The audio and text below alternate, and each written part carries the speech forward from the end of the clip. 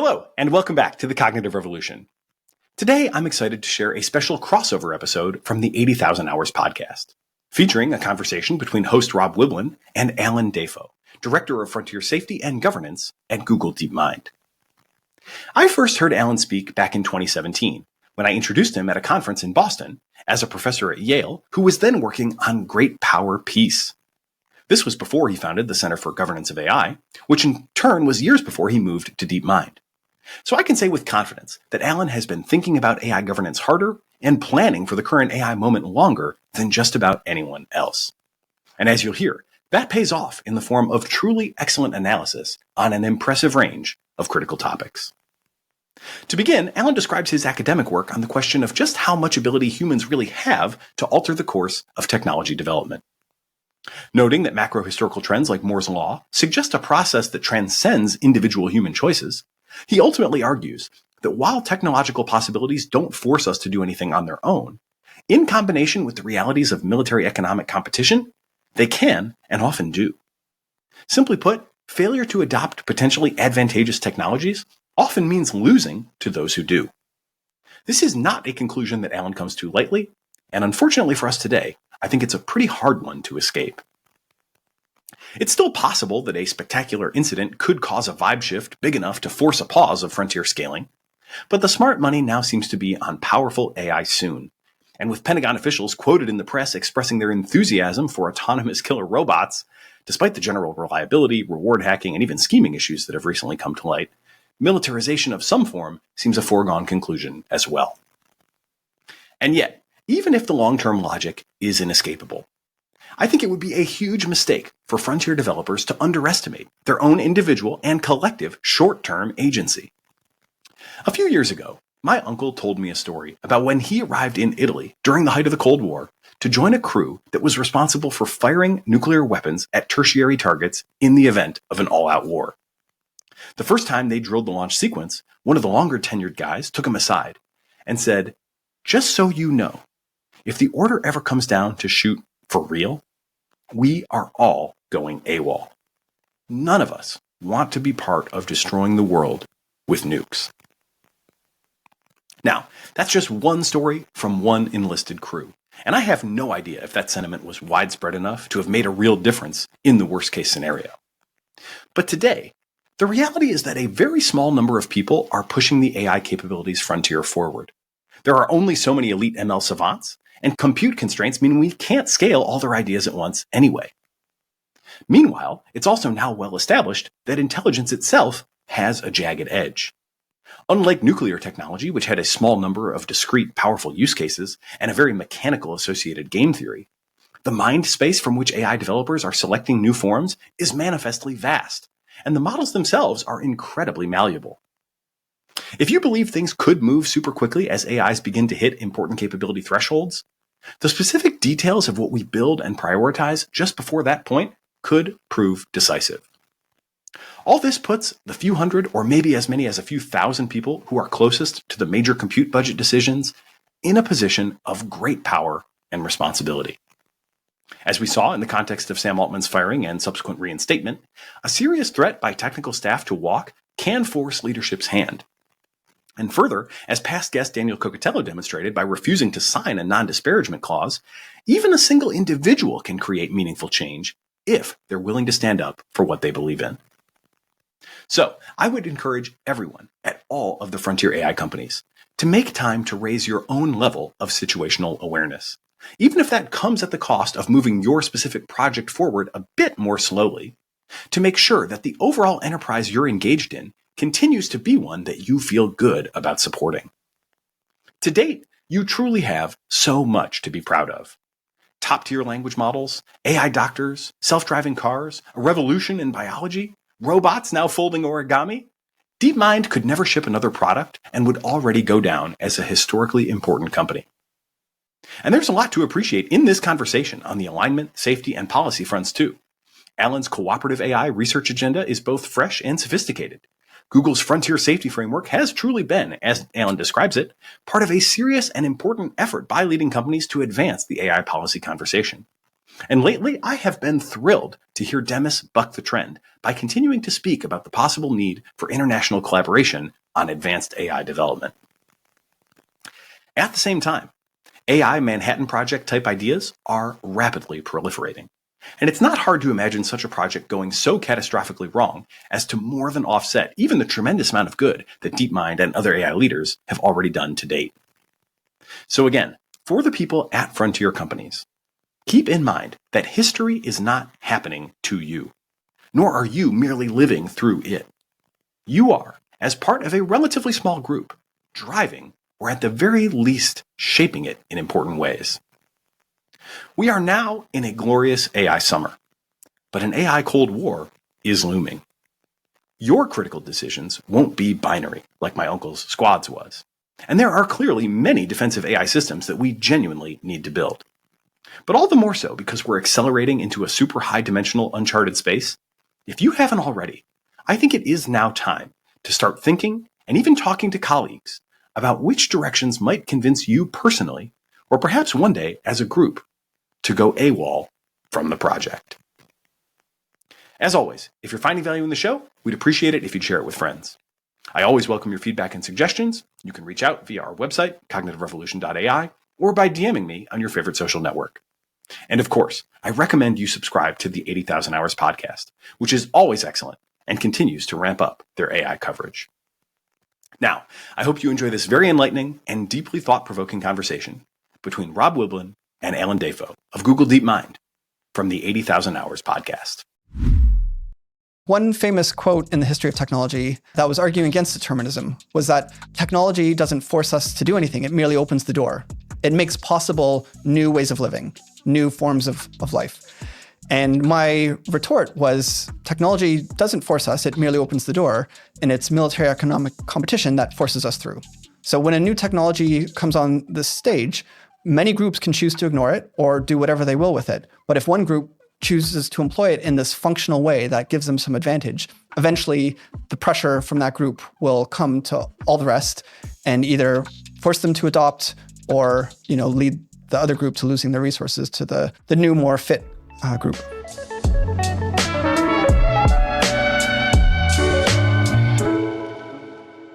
Today, I have the pleasure of speaking again with Allan Dafoe, who is currently the Director of Frontier Safety and Governance at Google DeepMind, or GDM for short. Before that, he was the founding director of the Center for the Governance of AI. He was also a founder of the Cooperative AI Foundation and is a visiting scholar at the Oxford Martin School's AI Governance Initiative.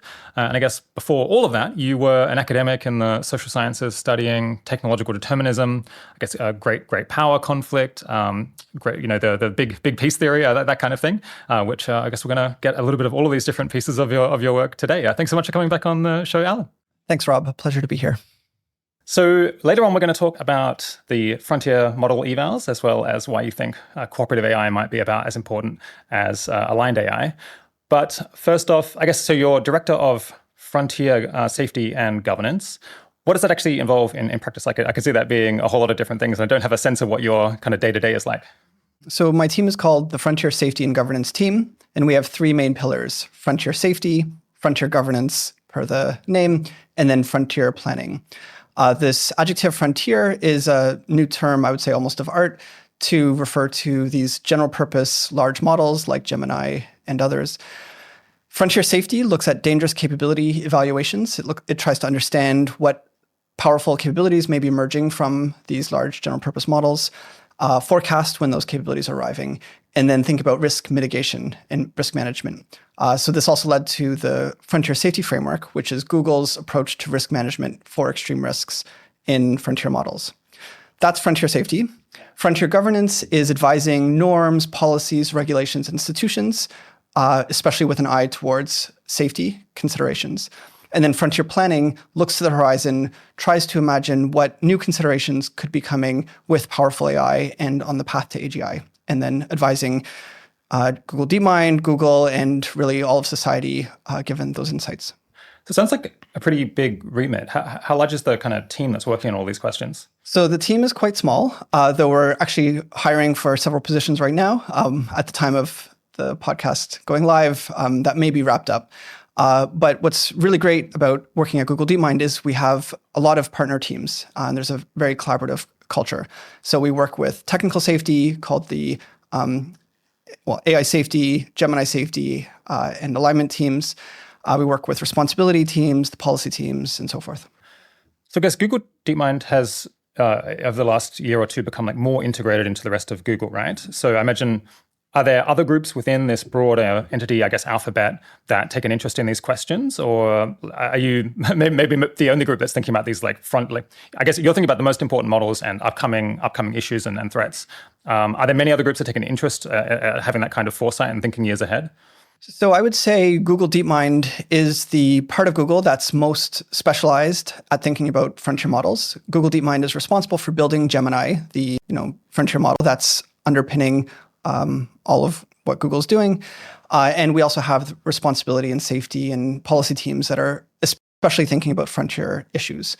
We then do have partners across Google in these various domains. For example, in policy, we work closely with Google Policy on the range of policy implications and considerations connected to frontier models. But Google DeepMind is, I would say, where the heart of the thinking related to frontier policy issues takes place. Okay, so I guess back in 2021, you'd been the founding director of the Center for the Governance of AI, GovAI, which was a reasonably big deal then. And I think it's gone on maybe to be an even bigger deal since. It's pretty prominent voice in the conversation around governance of AI. Why did you decide to lead this thing that was going quite well to go and work at Google DeepMind instead?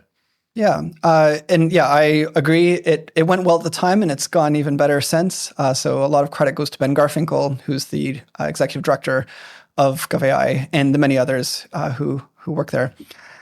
At the time, I was an informal advisor to Demis Hassabis, CEO of DeepMind, and Shane Legg, co-founder of DeepMind. And I found that I had a lot of potential impact in giving advice on AGI safety, AGI governance, and AGI strategy. However, to be most impactful, it helps to be inside the company where I have more understanding of the nature of the decisions that they're confronting and more surface area to advise not only Demis and Shane, but also many key decision makers. To take a step back, I want to reflect on this road to impact, this kind of advising important decision makers approach.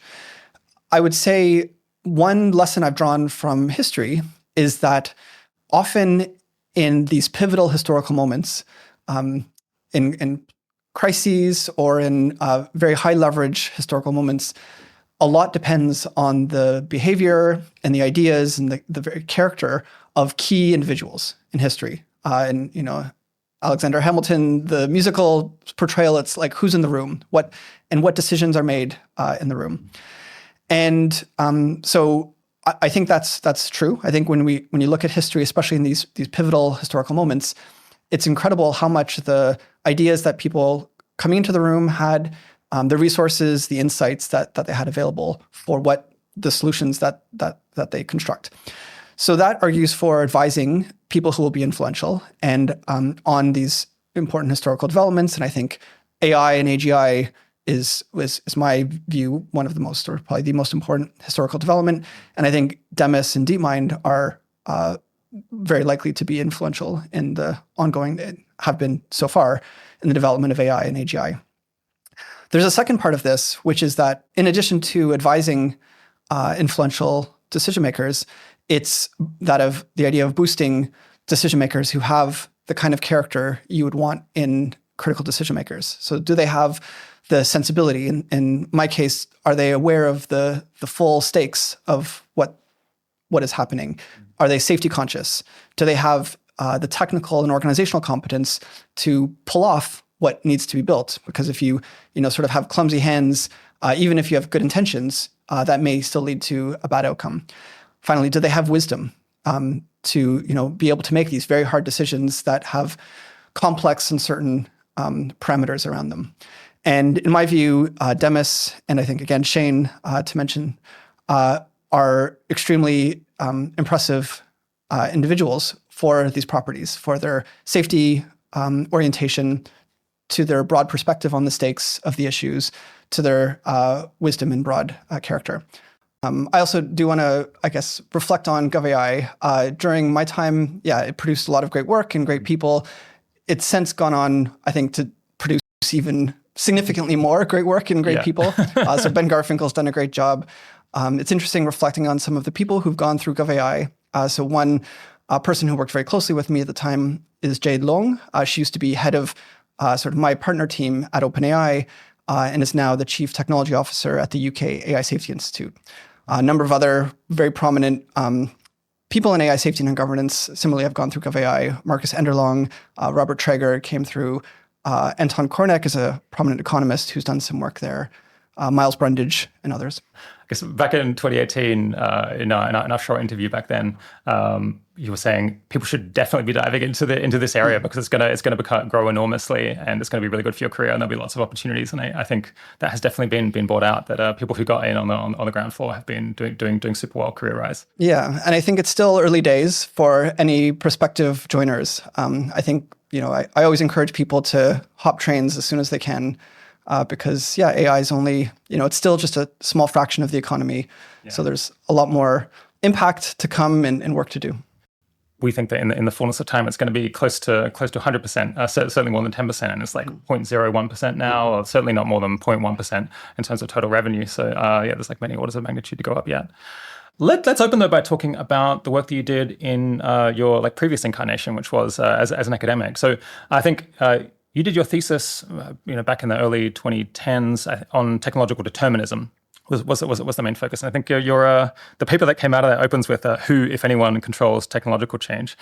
What was the academic debate there that you were reacting to or trying to be a part of? Yeah, so my academic trajectory had a number of chapters. So the first was on technological determinism, which we can come to just for completeness. The second was on great power politics and peace specifically, which actually led to a lot of work that continues to be relevant, I think, to the question of AI and AGI governance. And then I also did some statistics and causal inference work, which has some relevance to thinking about AI today. Turning back to technological determinism, I would say I first came to this in undergrad, reflecting on what shapes history and how we can do good and how we can kind of steer the trajectory of developments in a positive direction. And an insight I had was that history is not just the sum of all of our efforts. It's not just, we all kind of push in different directions and then you take the sum and that's what you get. Rather, there's these sort of general equilibrium effects that, economists, I think, often talk about, where it may be for every unit of effort you push in one direction, the system will kind of push back with an equal force, sometimes a weaker force, sometimes a stronger force. And so when you're in such a system, it's very important to understand these structural dynamics. Why does the system sometimes resist efforts or sometimes amplify efforts? Why do you see these really astounding patterns in macro history? For example, if you look at patterns of GDP growth, there's these famous curves where after the devastation of, say, World War II, both Germany and Japan completely rebound within, less than a decade, and then kind of return to their pre-war trajectory. And we've seen Moore's Law, which, is just an astounding trend. It's not just that it continues, that transistor density is increasing exponentially. It's, very much a line. So it's, you can predict where we'll be quite precisely years in advance. We now have scaling laws, which have given us sort of our generation's Moore's Law, which again seems to allow us to predict years in advance how large the models will be, how capable for example, on loss and so forth. There's a number of other, macro phenomena that seem quite persistent. The growth of civilization. I talked about or looked at these trends in what you can call the maximum. So maximum energy processing of a civilization. Also things like the height of buildings, the durability of materials. Really, there's just most functional properties of technology over time have gotten more functional. So like the speed of transportation and so forth. Robert Wright, in summarizing the literature, writes that archaeologists can't help but notice that as a rule, the deeper you dig, the simpler the society whose remains you find. There's more generally, I think, an observation, which is almost a truism, that certain kinds of technology are so complex or difficult that they come after other forms of technology. It's hard to imagine nuclear power coming before coal power, for example. So there's all these macro phenomena and trends in technology, and it's important to explain them. Now, this naive explanation would say, if history is just the sum of what people try to achieve, then it's human will that's produced all these trends, including, the reliable tick-tock of Moore's law. But not all the trends are positive. I know you've reflected on the agricultural revolution, which evidence suggests was not great for a lot of people. The median human, probably their health and welfare went down during this long stretch from the agricultural revolution to the industrial revolution. Of course, it gave rise to inequality, warfare, and various other things. And there's other trends that different societal groups resisted. So in short, I don't think the answer is history is just the sum of what people try to do. It depends, of course, on things like power, on timing, on the ecosystem of what's functional and what's possible and what's not, on what technology enables. So I wanted to make sense of this. Hey, we'll continue our interview in a moment after a word from our sponsors. Great news! Your sales team just landed a major new enterprise client. Bad news, service can't start until you've completed their 20-page security questionnaire. If this sounds familiar and you're tired of wasting senior engineering time on this problem, you should check out SafeBase. SafeBase is the leading enterprise-ready trust center platform, and it allows you to offer your customers centralized, secure, self-service access to the answers they need when reviewing your company's security and trust policies. With SafeBase, you can streamline workflows and questionnaire responses with a powerful AI automation, eliminate friction in the review process with robust integrations into Slack, Salesforce, Teams, and more, showcase security's impact on deal acceleration and compare your team's performance to your peers with rich analytic dashboards, and grant the right people the right access at the right time with customizable settings that are ready to scale with the most complex use cases. Plus, you'll get white glove customer service from onboarding to optimizing to ensure that your team sees value in as little as 16 days post-launch. Trust is your competitive advantage, but it rests on a combination of speed and tangible proof. See why leading companies, including OpenAI, choose SafeBase to take a proactive stance and prove their commitment to security for their customers. Learn more at safebase.io/podcast.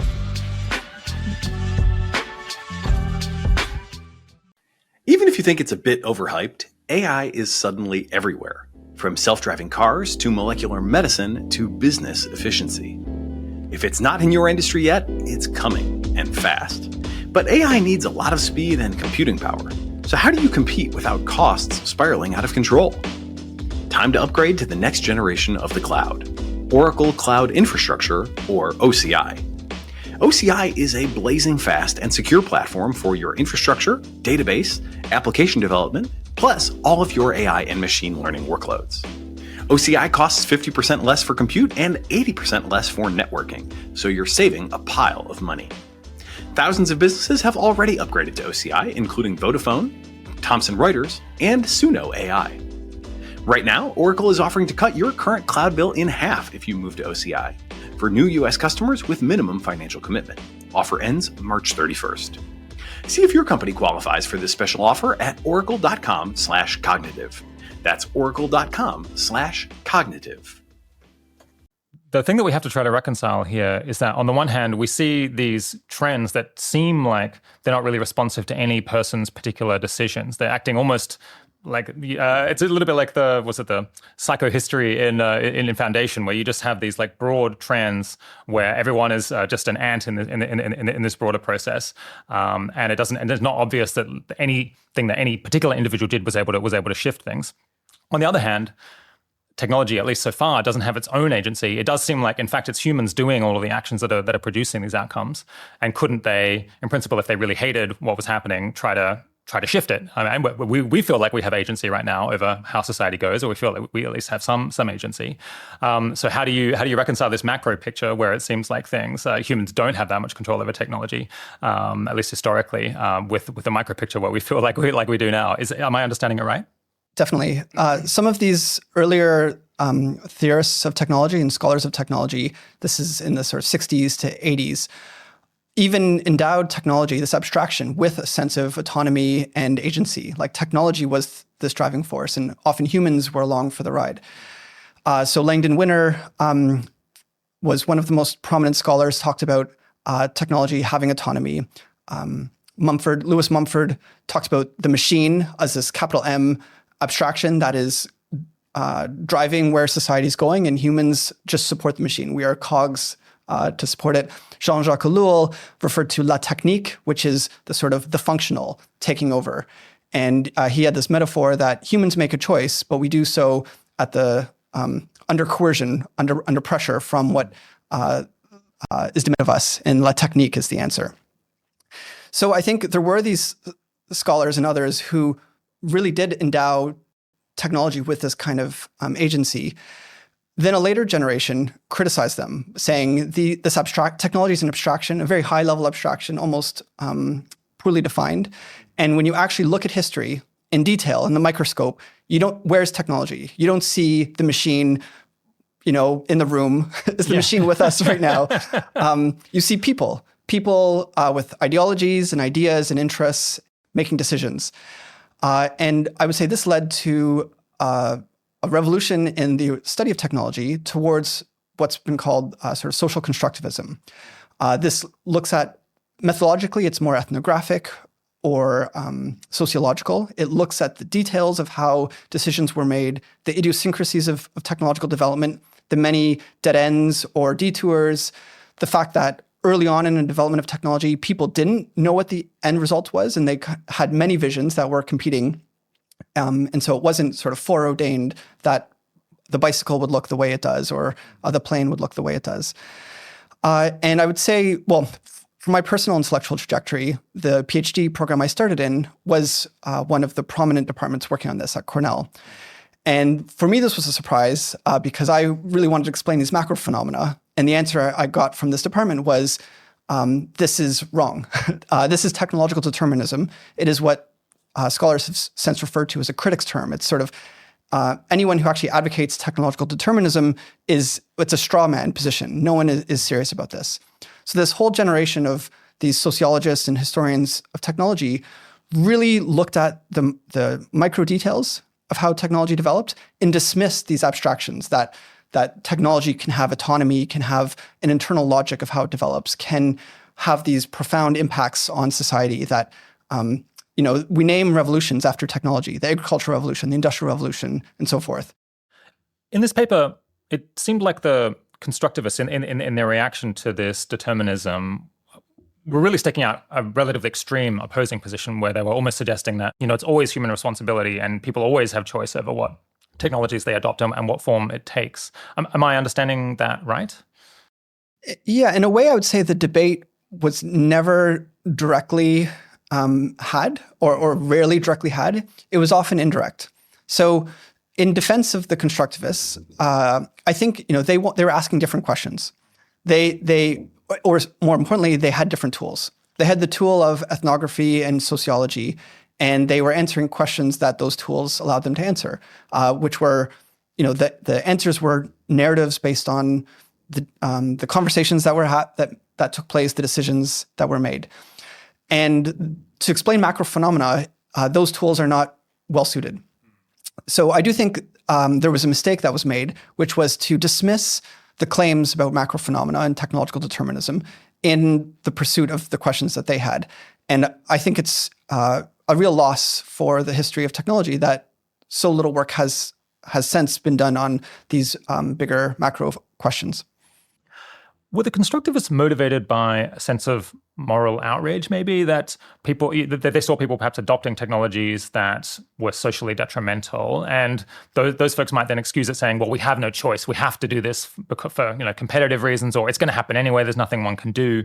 And the constructivists were kind of frustrated by this and wanted to say, no, you're responsible, you're doing it, so you do have agency here. Yeah, this is an argument that's been made often, and more recently, by many different schools, and including about AI. So one criticism of, let's call it the AGI ideology, as these people would put it, is that AGI is not foreordained, or the development of AI as in any given sense is not foreordained. But when we talk about it as if it's inherently it's coming, it will have certain properties, that deprives citizens of agency to reimagine what it could be. So that's I think the constructivist position on technology, exactly as you said.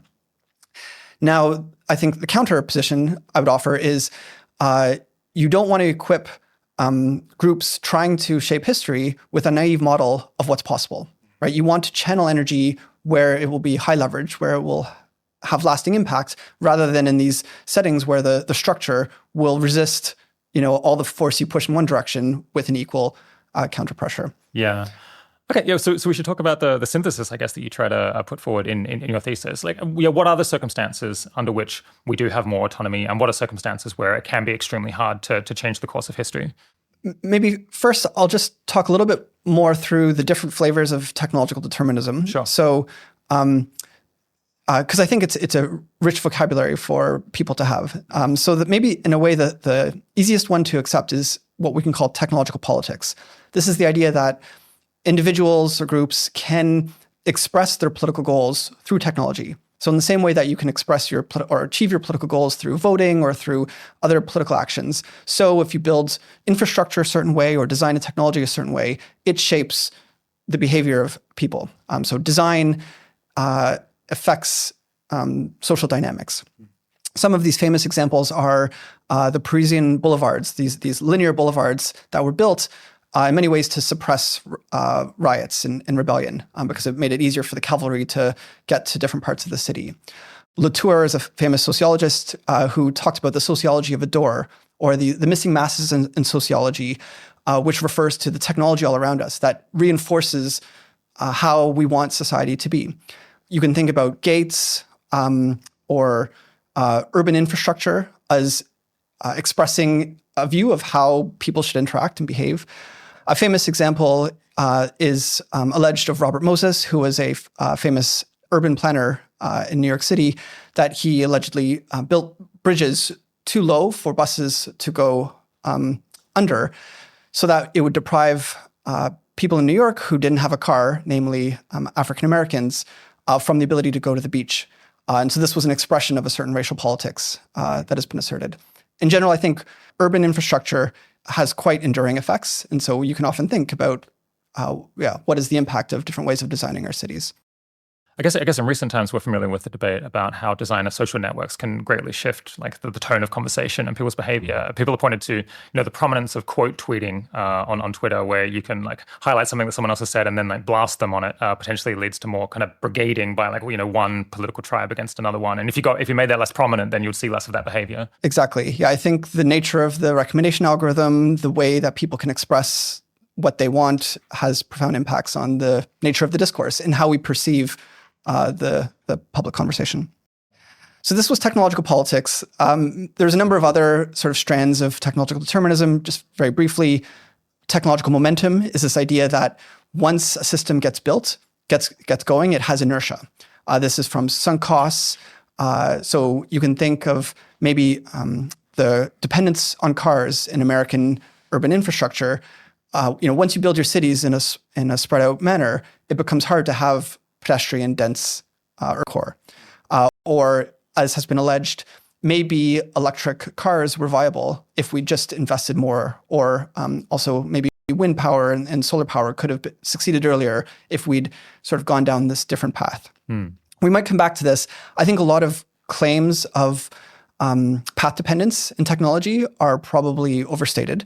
That, again, coming back to the structure, some technologies and some technological paths were just much more viable. And even if we'd invested a lot early in a different path, I think often it is the case that this kind of the path we went on was likely to be the path we would have been on because of more the costs of and benefits of the technology than these early choices that people made.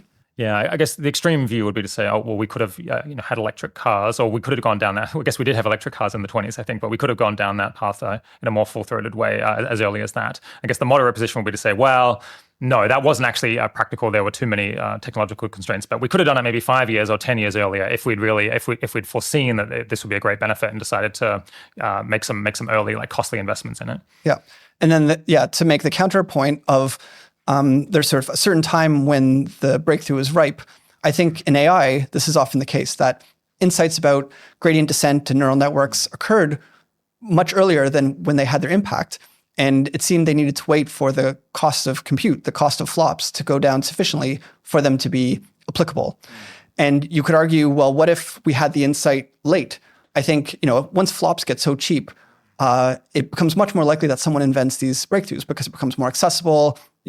Any PhD student can experiment on their, what they can access.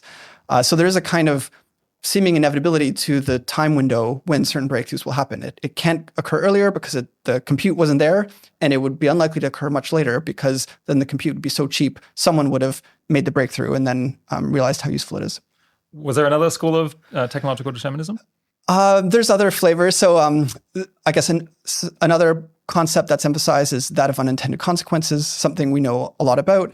But Langdon Winner points to this notion that as we're inventing technology after technology, we run the risk of being on a sea of unintended consequences, right? So the future of history is not determined by some structure, nor by our choices, but just by being buffeted one way or another by the stumbling from one blunder to another. Yeah, and sometimes it's positive, sometimes it's negative, and I think there's truth to that. That often, a technology comes along, and then it takes us some years to fully understand what its impacts are, and then to adapt and hopefully channel it in the most beneficial directions. Yeah, there's definitely some effect like that. I guess the people who really highlight that, I think they're exaggerating sometimes the scale of the negative side effects from technology, where I guess setting aside some particular cases that we're particularly focused on, it seems like the negative side effects of technology in general have gotten kind of smaller at each generation of technology. That we do solve more problems than we create on average is kind of my take. Yeah. Yeah, should we come back to the synthesis? Sure. Yeah. So maybe the last big part of it is, again, these macro phenomena and trying to explain them. And so I guess the scholars most working in that, I would say, are macro historians, macro economists that are trying to explain, and political scientists that are trying to explain these long-run trends and things like the spread of democracy. So the synthesis is that, well, one observation that led to the synthesis is that the more micro your observation, the closer to people, to the day-to-day, the more likely you were to conclude a constructivist explanation. So this is a robust empirical finding. If you look at the literature, people who have micro methodologies are much more likely to conclude constructivist type claims, that what matters is individuals, decisions, ideas, and so forth. Whereas the more macro your methodology and your aperture, the more likely you were to conclude a more deterministic set of claims. And so we have a puzzle there. I'd say some of the constructivists concluded that's because the macro scholars are too high. They allow themselves the error of imputing agency to technology because they're so far from the data. And I think that's an unfair characterization. Rather, I do think there's emergent phenomena at different scales of analysis. And so we should give the macro phenomena its due and try to explain it. One analogy that I've offered here is, imagine this hypothetical science of wave motion. And so we have a group of scientists who emphasize wind, right? It turns out when the wind is blowing, that affects the ripples on top of the water. And then another community is based on kinetic impact. So they say, look, when we throw rocks into the water, it produces waves. And that's their kind of preferred theoretical framework. And then there's this kooky macro water phenomenologist who says, I've been noticing that whenever the moon is directly above us, the water level is at its highest point. And then when it's at the horizon, it's at its lowest point. And I've traveled all over the world, and this pattern is robust. So I will offer this, moon determinism that, the moon explains water levels. And the wind and the kinetic scientists would be mistaken to dismiss the moon determinist simply because the moon determinist doesn't have a micro mechanism. That person, there's a challenge to that finding, namely, how do you explain this pattern? Because there's no known micro foundation that can explain why the moon is sort of pulling water. But of course, we know that is in fact, what it's doing. Yeah. And so I think there's a similar result in macro history, that there are these patterns that need to be explained. And the fact that we didn't have a micro foundation isn't a reason entirely to dismiss it, but it is a challenge. So what is a possible micro foundation? The one I offer hinges on military economic competition. And the key idea is that there's levels of selection. So at the local level, you and I can make a decision about what we do right now, maybe if we wanted to build something, the technology we build. And that just depends on us, on our ideas and so forth. But if we really want to get going, if we want to, we build a new kind of art and we want it to be everywhere, then eventually we're going to need resources to pay for it. And maybe it can't be too opposed by other groups. And so eventually we run into these other forces. And I think when you think about ways of living, which is kind of a general term for socio-technical systems, for civilizations, they do run into resource constraints. They need resources to sustain themselves and then to proliferate, which they typically want to do. And so that involves economic competition over resources and over capital. And then the military aspect is always important because throughout most of history, military competition was ever present. Even if you had decades or hundreds of years of peace, eventually there was military competition from a neighbor, and that provided sort of a higher level of constraint on what ways of living were possible. Hey, we'll continue our interview in a moment after a word from our sponsors. The Cognitive Revolution is brought to you by Shopify. I've known Shopify as the world's leading e-commerce platform for years. But it was only recently, when I started a project with my friends at Quickly, that I realized just how dominant Shopify really is. Quickly is an urgency marketing platform that's been running innovative, time-limited marketing activations for major brands for years. Now, we're working together to build an AI layer, which will use generative AI to scale their service to long-tail e-commerce businesses. And since Shopify has the largest market share, the most robust APIs, and the most thriving application ecosystem, we are building exclusively for the Shopify platform. So, if you're building an e-commerce business, upgrade to Shopify and you'll enjoy not only their market-leading checkout system, but also an increasingly robust library of cutting-edge AI apps like Quickly, many of which will be exclusive to Shopify on launch. Cognitive Revolution listeners can sign up for a $1 per month trial period at shopify.com/cognitive, where cognitive is all lowercase. Nobody does selling better than Shopify, so visit shopify.com/cognitive to upgrade your selling today. That's shopify.com/cognitive. What does the future hold for business? Ask 9 experts and you'll get 10 answers. Bull market, bear market. Rates will rise or fall. Inflation's up or down. Can someone please invent a crystal ball? Until then, over 41,000 businesses have future-proofed their business with NetSuite by Oracle, the #1 cloud ERP, bringing accounting, financial management, inventory, and HR into one fluid platform. With one unified business management suite, there's one source of truth, giving you the visibility and control you need to make quick decisions. With real-time insights and forecasting, you're peering into the future with actionable data. When you're closing books in days, not weeks, you're spending less time looking backward and more time on what's next. As someone who's spent years trying to run a growing business with a mix of spreadsheets and startup point solutions, I can definitely say, don't do that. Your all-nighters should be saved for building, not for prepping financial packets for board meetings. So, whether your company is earning millions or even hundreds of millions, NetSuite helps you respond to immediate challenges and seize your biggest opportunities. And speaking of opportunity, download the CFO's Guide to AI and Machine Learning at netsuite.com/cognitive. The guide is free to you at netsuite.com/cognitive. That's netsuite.com/cognitive. Yeah, and I guess even if there is an active war, kind of everyone's living in the shadow of violence, I think is the term that they're anticipating that there could be war in future, and maybe if they don't play their cards right, then they would be vulnerable to aggression. Yeah, and we could add a higher level of selection. So in my thesis, I did put sort of environmental selection on top of military and economic.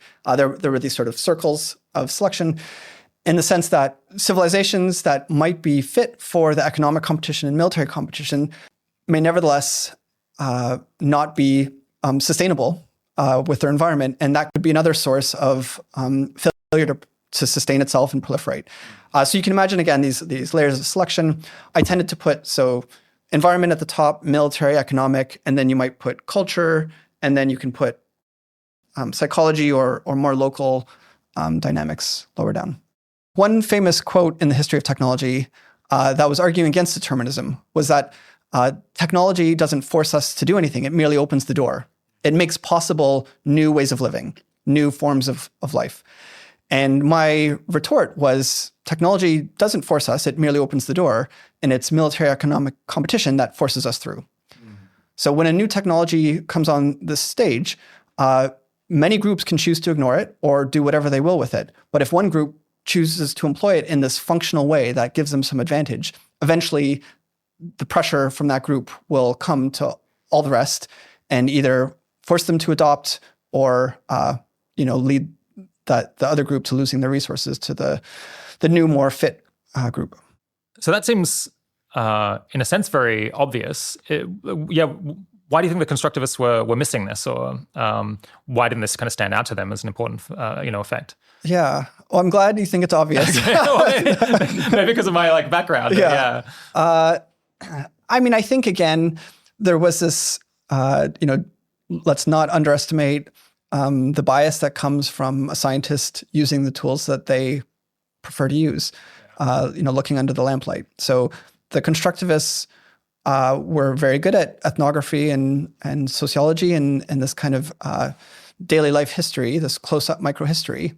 And when you look that close, you don't see the machine exerting its force. Military competition at a macro historical level is ubiquitous, but at a micro historical level is rare. Wars are rare, and as you said, much of the effect of this military economic competition is through how people internalize that threat. And so then you can equally say, oh, it's not this competition that's driving behavior, it's the ideology of capitalism, of military greatness that is driving the behavior. This is a methodological challenge. I do think there's this concept of vicarious selection, which is that in an evolutionary environment, it is highly adaptive for an organism to model its environment and to internally kind of simulate what will happen if it goes in one direction or another. So this concept was named by a historian of technology who was trying to explain the development of aviation, aerospace design. And his point was, you don't build a plane and try to fly it and it crashes, and build another plane and try to fly it and crash. Rather, you invent the wind tunnel. And you have a theory, you model the external environment, and you say, okay, we want these properties in our wing. And so you are still doing this experimentation. You're just doing it in a controlled, targeted manner, internal to the broader economic competition. So if I think about how these folks might respond, or at least my simulacrum of them, maybe I shouldn't have said it was obvious. It's obvious to me because I've literally been taught this more or less. I get it again in books and maybe even in undergrad. So I suppose everything is obvious once you've literally been told it. But a pushback that I can imagine is, we're living in the UK. The UK has nuclear weapons. It's in a pretty friendly neighborhood. Are we really saying that when the UK adopts some new technology or it designs its cities one way or another, or it has a particular housing policy, it's doing this because it thinks that it has to for defensive purposes, because otherwise it's going to be invaded by France or Russia or whoever. It's not as if we're actively thinking about these defense issues or competitive issues all the time. I guess individual businesses do think about, if we don't adopt this new technology, we'll be outcompeted. But at least the military thing is less clear once you have a very strong kind of defensive position where you don't feel at great risk of attack. Yes. So I think there's two things I'd want to say here. One is, in the modern era, military competition has declined a lot. And we have much more of a global culture than we have had, 100 years ago or 300 years ago or more. And so that can change this higher level of selection. I do think it's still there. And certainly you see kind of conversations around national security having a lot of force in domestic politics, in UK politics, US politics, in pretty much any country's politics. That if there's a claim that we risk losing, a strategic positioning against an adversary, that can be very motivating for internal reform. Yeah. I guess the second point I want to make is that there's this great example from the UK history where I think this dynamic is really well illustrated. So this is from Thomas Hughes, this historian of energy systems, and he looks at the UK energy system, which initially was much more, had these local energy power plants and sort of local energy systems that were Thomas argues, were better suited to the United Kingdom's notion of democracy, right? There was kind of decentralized energy provision. It was much more under the control of localities. It wasn't this like big national energy system.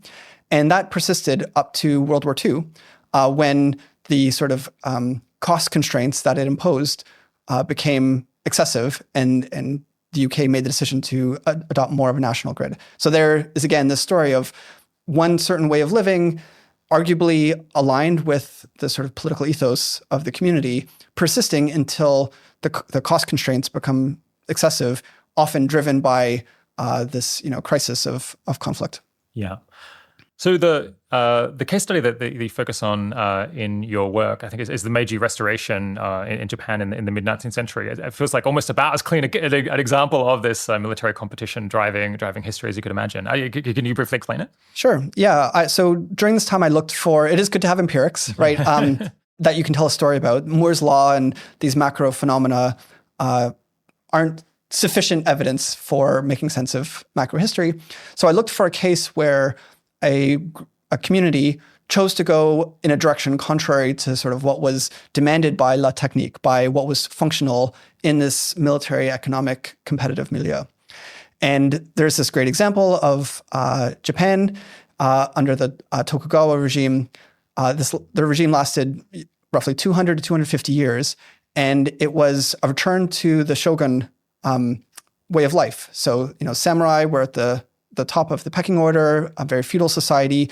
They had firearms at the beginning of this period, and they sort of uninvented firearms. The shogunate centralized firearm production, so everyone who knew how to produce firearms was brought into a central place and then paid a stipend to not build firearms so that the technology was forgotten. So they had cannon firearms, and they lost the technology. That persisted for, again, roughly 200 years. And during this time, Japan wanted little to do with the outside world. But they observed that things were changing, that the Europeans were sailing around and involved in China. And everything changed on this fateful day, 1853, when an American Commodore, Perry, visited Japan with the explicit purpose of opening Japan up to trade. And he came in the steamships that were seemingly magical. They were moving upwind without sails, belching black smoke made out of this very large heavy metal, and had a real profound impact on the Japanese who received him. He gave a demonstration of what was possible with the cannons to bombard the shore, and gave them white flags so that they could signal their desire for the bombardment to cease, be able to communicate in the future.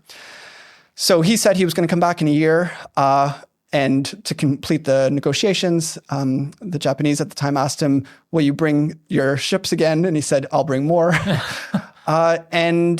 that was the opening of Japan. It led to a 15-year period of revolution. This was the Meiji Restoration, where different groups were trying to make sense of their new environment. It was no longer sustainable to continue their way of life. And different groups contested it in different ways. And the final answer was this restoration under the emperor and a view that we need to modernize. So the Japanese very proactively sought to learn everything they could about the West. They sent people to the West to get all the books on all the industrial arts and so forth. And Japan incredibly succeeded. That in just several decades later, Japan was able to contest in World War II, control of Asia against the US and Britain and others. What's, I think, powerful about that story is it really shows how a group of people, in a sense, chose. Of course, there's power infused through it, but that community chose to go one direction with respect to the technology of firearms and other aspects of modern industrial civilization. And that choice was time limited by how long the West would choose to not force on Japan a different a different way. Yeah, well, I think the thing that set the timeline, you can imagine, I think the only reason this was possible for Japan was because it was an island. And so it was actually quite hard to invade. So they had this protective barrier, and that gave them a degree of discretion that I don't think they, if they were on the steppes of Asia, I think they would not have had nearly the freedom of movement that they had as an island. And they would have felt the pressure and the fear of invasion. Like, it would have been much more salient, and they would have just been much more focused on being able to defend themselves. And I suppose it gave them breathing room that allowed them to fall quite a bit behind. But at some point, they fell so far behind that even the sea barrier was not enough to keep them safe from invasion. And at that point, they basically they I guess did a complete 180 and decided to catch up and modernize. Yes. Yeah. So I find this case study quite compelling. And most case studies are rarely so clean, again, because people internalize these external pressures, and there's mimicry and status dynamics where some communities look up to other communities in a way that's often correlated with power or wealth. So it's the narrative is not as clean. Whereas in this case, it was very clear that what forced the change was the sheer power of the steamship and cannon that the West could bring.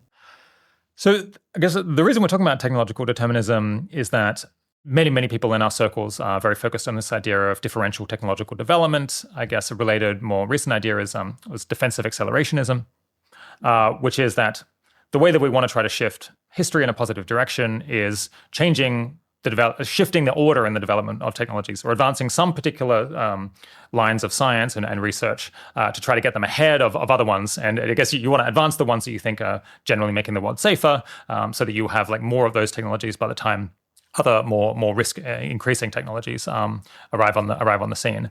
What does the discipline around technological determinism say about whether this is a viable pursuit and a sensible approach to trying to influence history in a good direction? Yeah, great question, and a big question. To give a bit more color on differential technological development, which is a very clumsy term to say, but the community hasn't come up with a cleaner term.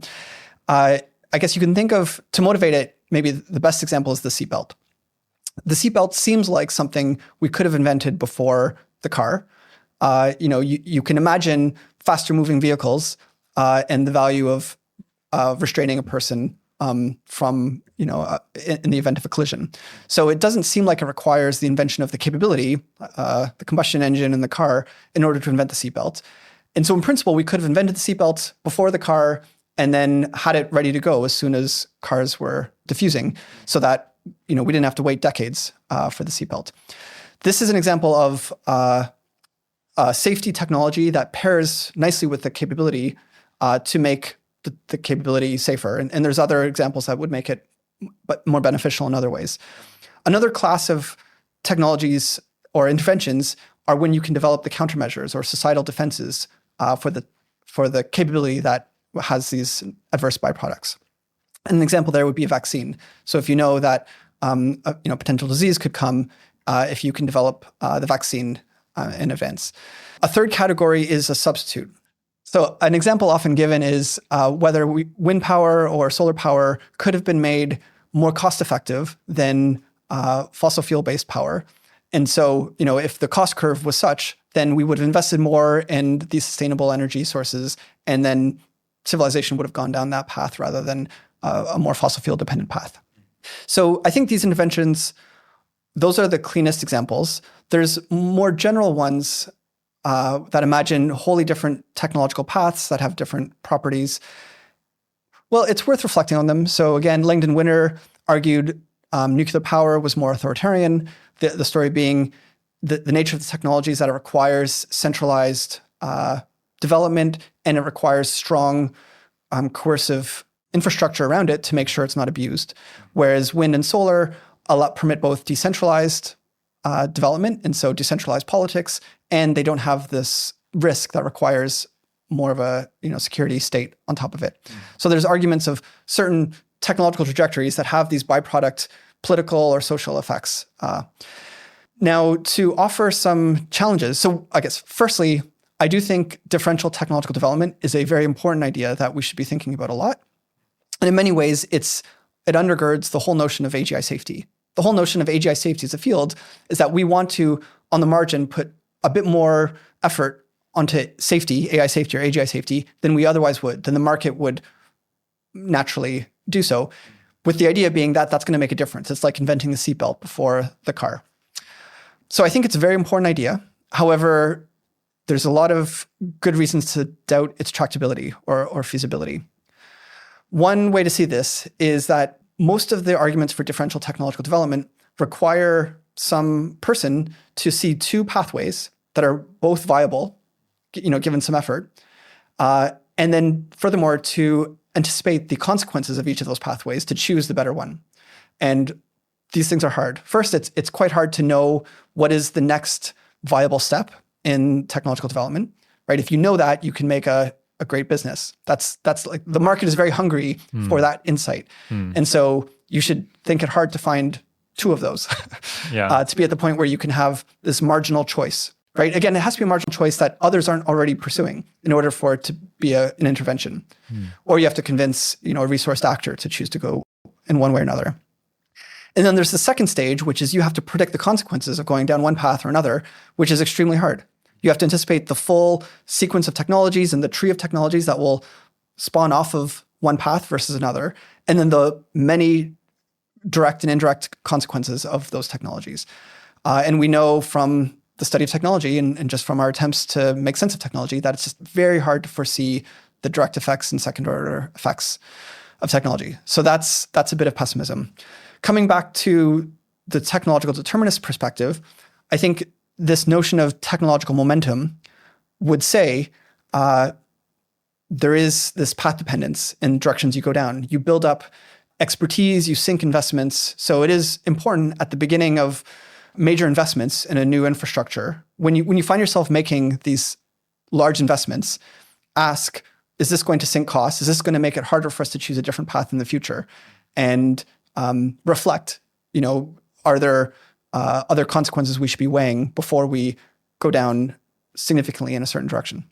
I mean, in the archetypal case that we're talking around here with artificial intelligence and AI alignment methods, doesn't feel, on one hand, you've got to say, well, we've got to have like two different viable paths where, some incremental effort might push us in one direction versus another. It doesn't feel quite as binary as that, because you can imagine almost everyone thinks that AI companies are going to put some effort into alignment. They do care that the models do, broadly speaking, what's being asked. And the idea is, well, we just want to do more. We want to do more of that than the market might provide. So it's not that we're choosing between aggressively non-aligned AI that someone really wants. It's more just trying to go even further on this thing that most people are going to regard as desirable and want to incorporate if it's practical. And then in terms of deciding whether this is actually a better path, is it actually going to have better consequences? I'm sure people have made arguments that alignment might backfire. It could be worse than not aligning it. You can imagine ways, but still, on balance of probabilities, it seems like a reasonable bet, not something that people are super uncertain about, or at least that I feel really uncertain about. So, maybe this is the case that people focus on so much because it is among the better ones that people have come up with for trying to pursue differential technological development. And maybe there's lots of other ones that were left on the scrap heap because it wasn't clear that they were either viable or desirable. What do you think? Yeah, so I agree that safety and alignment are on net very beneficial bets that we should be investing heavily in. So I agree with that overall assessment. To make the counter case, one would be this general equilibrium argument that the marginal return on your investment in safety and alignment is actually quite less than what you pay because the market would otherwise have provided that.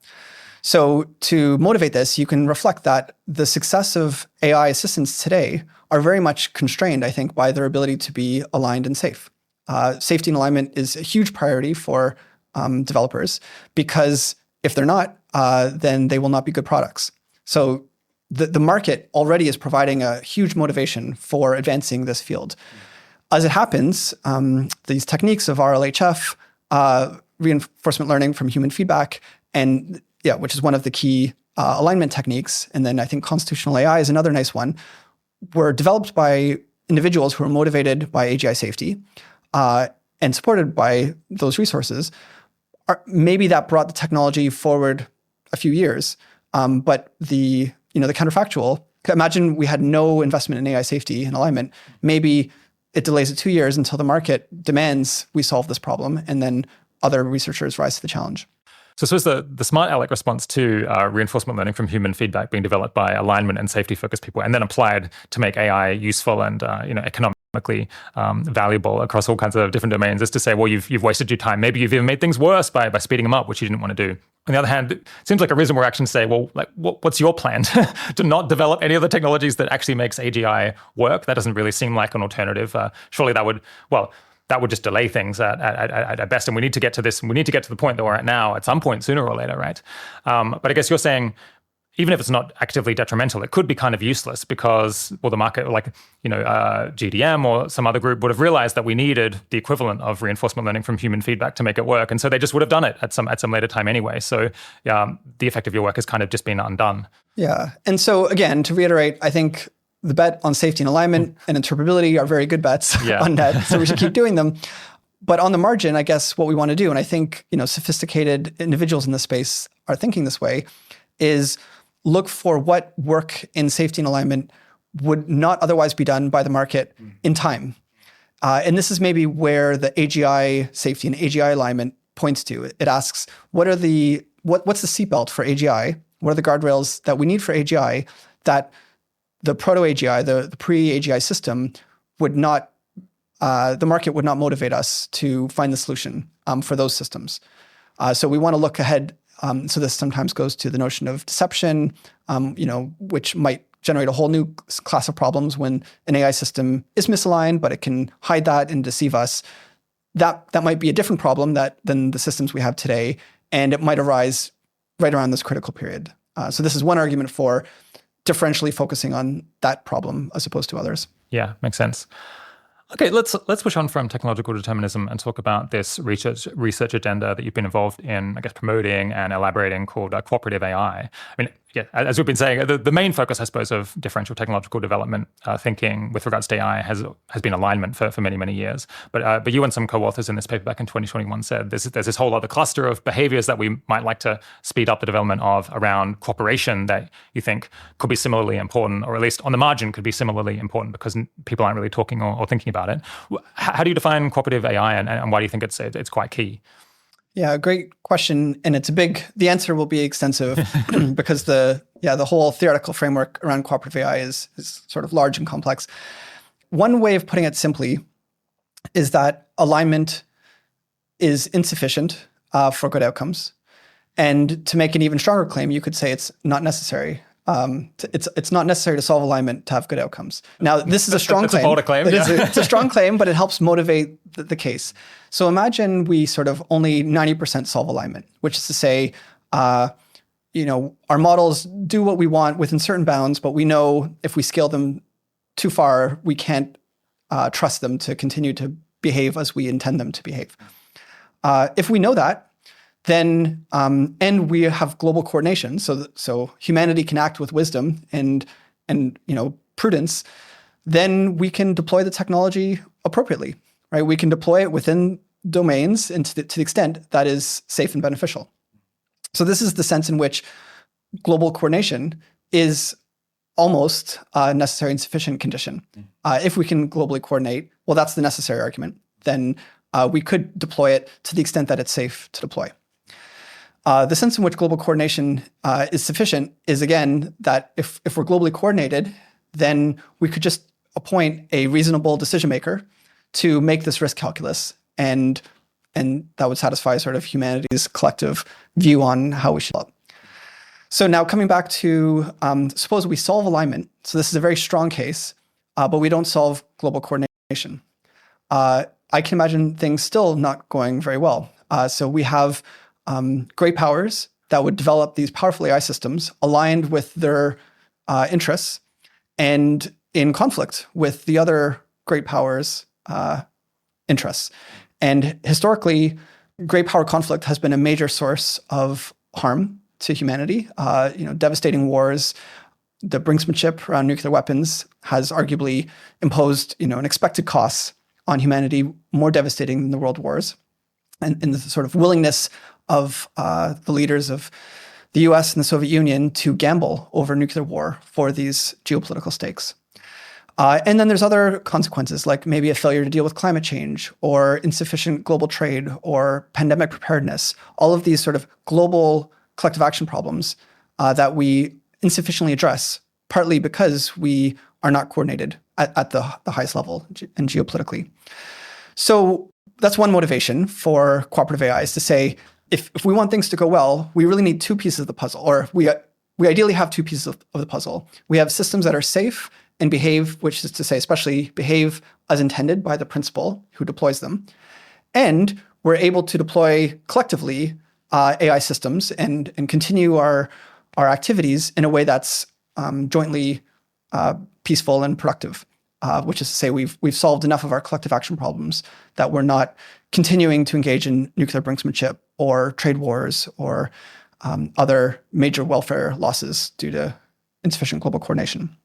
Okay, so the idea is, even if you have AIs that are aligned with the goals of their operators, then this doesn't necessarily lead to a good outcome if those operators are in conflict with one another. That the AI systems that they're working with could simply lead you to a disastrous outcome, just as the fact that we're maybe aligned with our own interests doesn't necessarily produce a great outcome across humanity as a whole. You can still end up in traps and unintended disasters. And the same basically applies in a world where it's AGI that's doing most of the operationalization of what people want.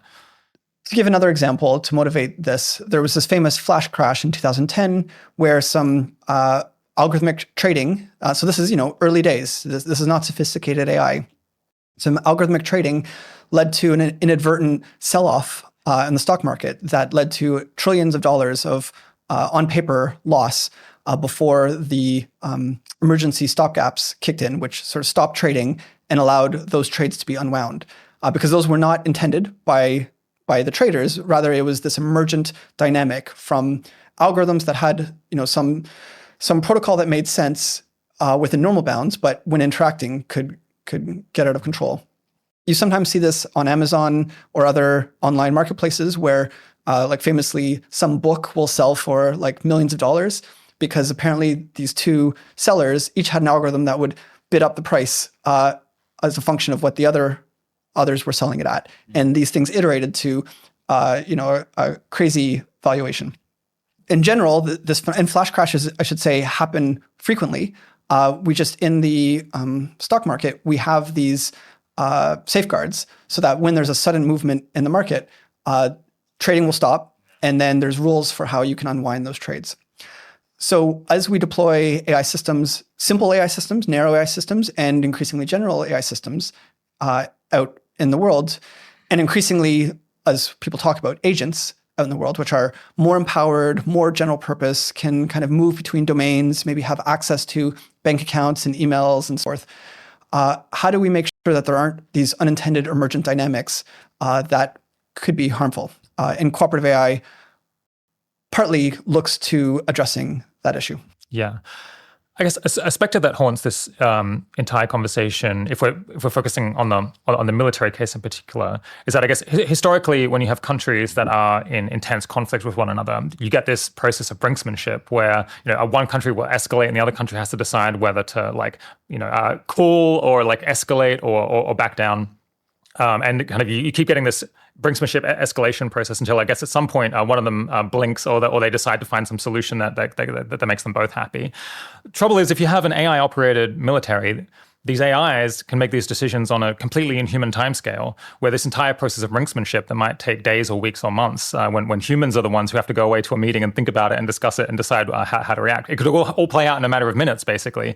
I think that possibility terrifies people and is one thing that is discouraging people, I guess, from placing AI into important decision-making roles and over national security at all. An important question in the deployment of agents will be, what are the degrees of autonomy we endow our systems with versus when do you have a human review decisions of different kinds? And that's a function of the stakes of the decision, the kind of resources that are deployed, maybe how much actuators the agent has. So, if the AI is controlling weapon systems, then the important role of human review becomes much greater.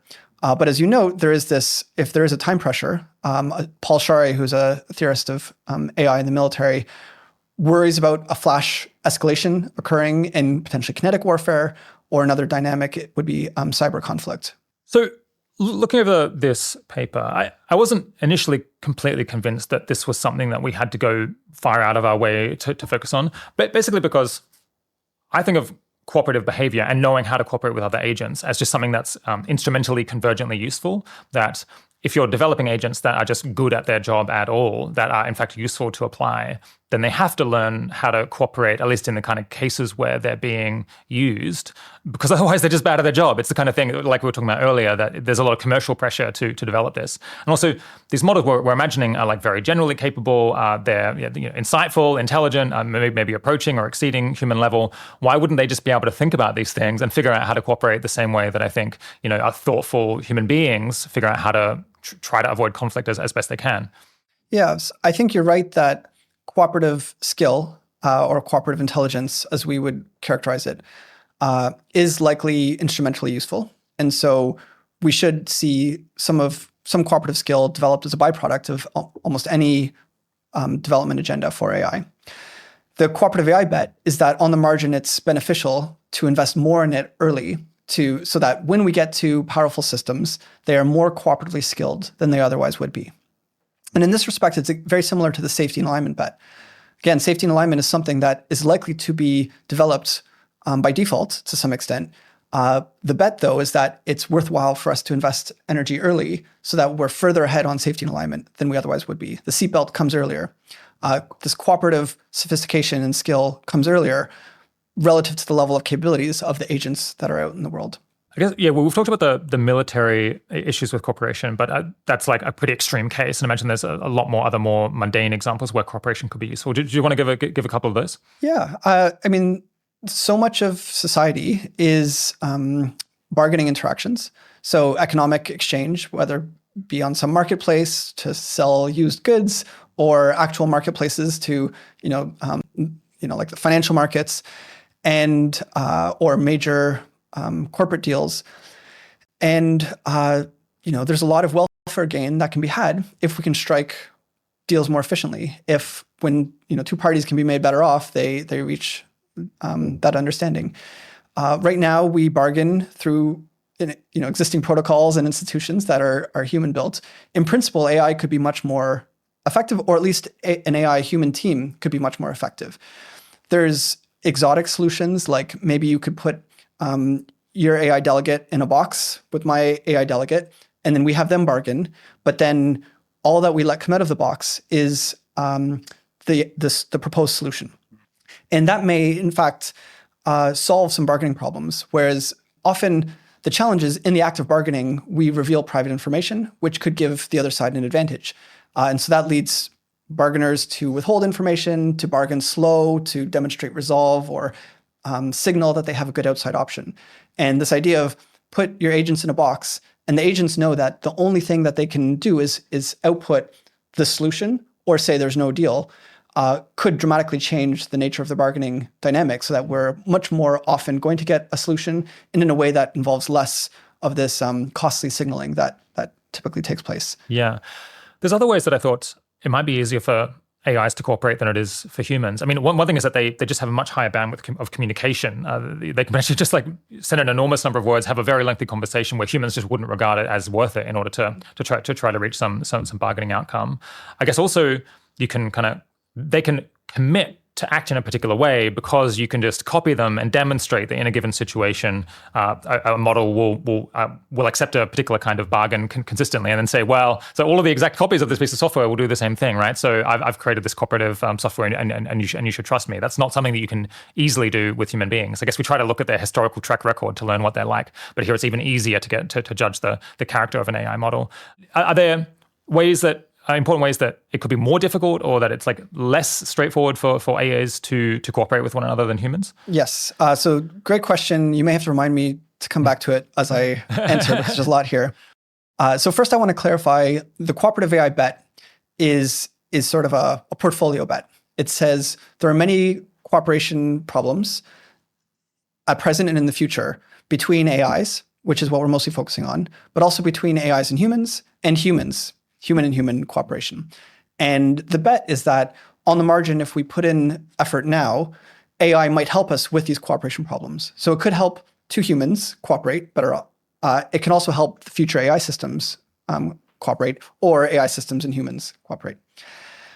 I'm making this distinction partly because I think one very promising direction is AI systems that can help humans reach solutions. So we were just talking about this bargaining setting where there's some conflict of interest. Another, maybe more pro-social example is where people are trying to do political deliberation. We're trying to find out what is the right course of action for our community, for our municipality or our family or our nation. And we have a set of tools for doing that. These institutions of deliberation, the press, voting, and so forth.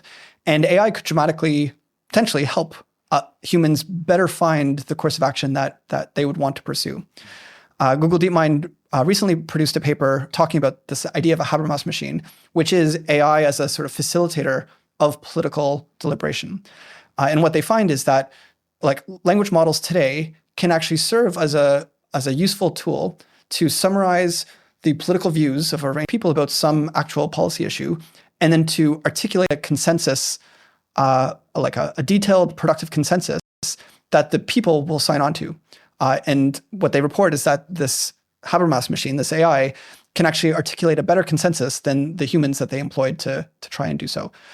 So there's I think, if we imagine extending that further, that could really help in a lot of political settings where we do have difficult issues to talk through, multidimensional, and AI can help us understand what are these dimensions, what do the dimensions that I care most about, what are the potential mutually beneficial solutions between me and another group on that dimension. Yeah.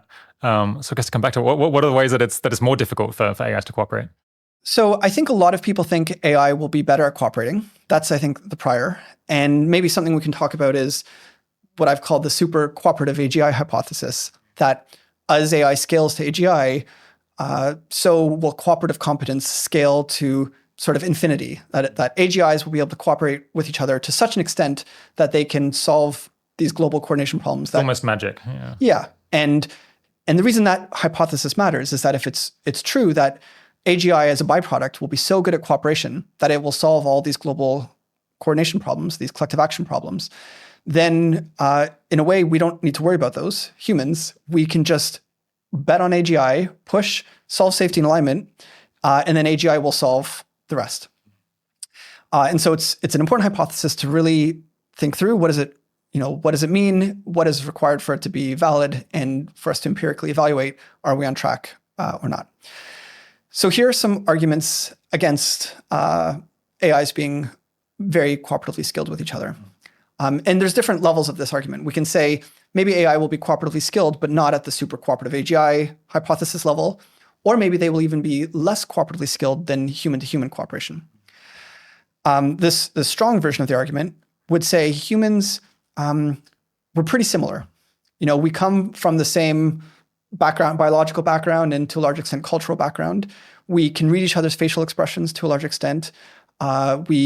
Especially if two groups of people are bargaining, we can often sort of read the thoughts of the other group, especially if two democracies are bargaining. You can read the newspapers, you can read the press of the other side. And so in a sense, human communities are transparent agents to each other, at least democracies. So we also have enormous historical experience to kind of judge how do people behave in different situations. Exactly. We can judge people from all these different examples. We can look at, we have folk psychology theories of childhood or the upbringing of people explaining their behavior. And also the range of goals that humans can have is, fairly limited. We roughly know what most humans are trying to achieve. AI might be very different. Its goals could be, vastly different from what humans' goals could be. One example is most humans have diminishing returns in anything. They're not willing to take gambles of all or nothing, like bet the entire company 50%, we go to 0, 50%, we double valuation. Whereas an AI could have this kind of linear utility in wealth or other things. That would change. AIs could have kind of alien goals that are not that are different than what humans typically anticipate.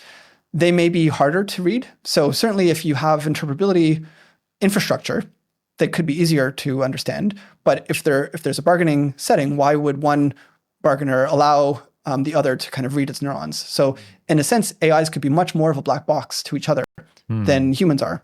I guess the extreme instance of this is that they can be potentially be backdoored. So they could have, you could have sort of, I think under the current technology, we almost can implant magic words into AIs that can cause them to behave completely differently than they would previously. And this is extremely hard to detect, at least with current levels of interpretability. So that could be something that could really trouble, that you could have an AI completely flip behavior in response to slightly different conditions. Exactly. So, humans can deceive, but it's hard. It requires training and to have this level of complete flip in the goals of a human and the persona is Basically hard. doesn't exist. Yeah. Whereas, as you say, an AI in principle could have this kind of one neuron that completely flips the goal of the AI system, so that its goals may be unpredictable given its history, and also this is a challenge for interpretability solutions to cooperation. So people sometimes say, well, if we allow each other to observe each other's neurons, then we can cooperate, given that transparency. But even that might not be possible because of this property that I can hide this backdoor in my own architecture that's so subtle that it would be very hard for you to detect it. But that will completely flip the meaning of everything you're reading off of my neurons. This is slightly out of place. What I mentioned, this crazy idea that you could use the possibility of having backdoored a model to make it extremely undesirable to steal a model from someone else and apply it. You can imagine, the US might say, well, maybe we've backdoored the models that we're using in our national security infrastructure so that if they detect that they're being operated by a different country, then they're going to completely flip out and behave incredibly differently. And there'll be almost no way to detect that. So that could be, I think it's a bad situation in general, but this could be one way that you could make it more difficult to hack and take advantage or just like steal at the last minute the model of a different group. Yeah. So arguably this very notion of backdooring one's own models as an anti-theft device, just the very idea could deter model theft. It makes a model a lot less useful once you've stolen it if you think it might have this call home feature or behave contrary to the thief's intentions feature. Another interesting property of this backdoor dynamic is it actually provides an incentive for a would-be thief to invest in alignment technology because you want to, if you're going to steal a model, you want to make sure you can detect if it has this backdoor in it.